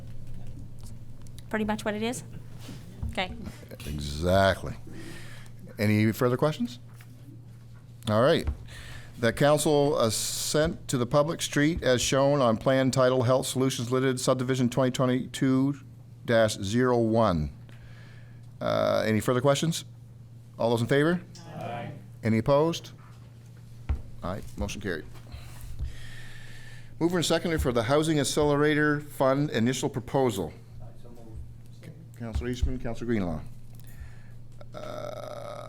Where am I here? Sorry. The council direct administration to apply to the CMHC, Canada Mortgage and Housing Corporation as recommended. Questions? All those in favor? Aye. Any opposed? Aye. Okay. I was saying aye. I said aye. Anyway, I support it. I'm trying to catch on to that, guys. All right. Okay. Next up, mover and seconder for St. Stephen Rural Cemetery grant request, proposed resolution. So moved. Deputy Mayor Wheaton. Councilor Harding. The council approved a community grant of $3,000 for the St. Stephen Rural Cemetery. Questions? Okay. I think I mentioned this once before to you, Your Worship. I think with this right now, the tail will be wagging the dog. I think, really, we've got, whether you realize it or not, this municipality's got lots of cemeteries. You got 2 that belongs to Ward 1, and you got 3 that belongs to Ward 3. So I would recommend that maybe a board would be put together for a cemetery board, and then bring a budget forward onto looking after this stuff. Noted. Any further questions, comments? I just got a comment, Mr. Mayor, if I could. I know. No, I agree with Councilor Eastman. Just in my ward alone, there's more than, actually, there's at least 3, maybe 4, maybe 5.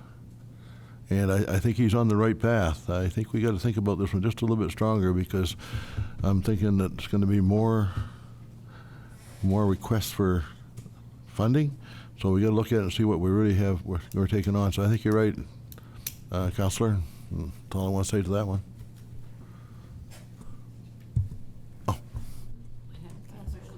Yeah, just hang on. Deputy Mayor Wheaton.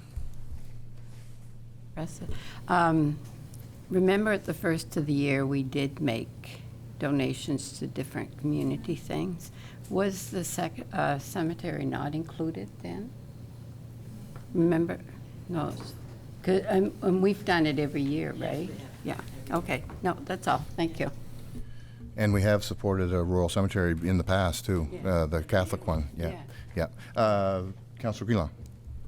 Yeah, so it says for the operation of the cemetery. So are these grants normally for operational funds, or would they be for improvements, or I would think grant money would normally be for operational costs. That would be something that you charge whatever the cemetery lots were and stuff. But if they needed, fix the fence or fix the roads or something like that, that's what this would be for.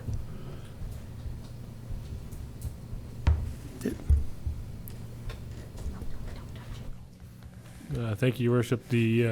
Historically, these have been operating grants. The town of St. Stephen Council had been approached by the struggling operations seeking some assistance, and it was operating money.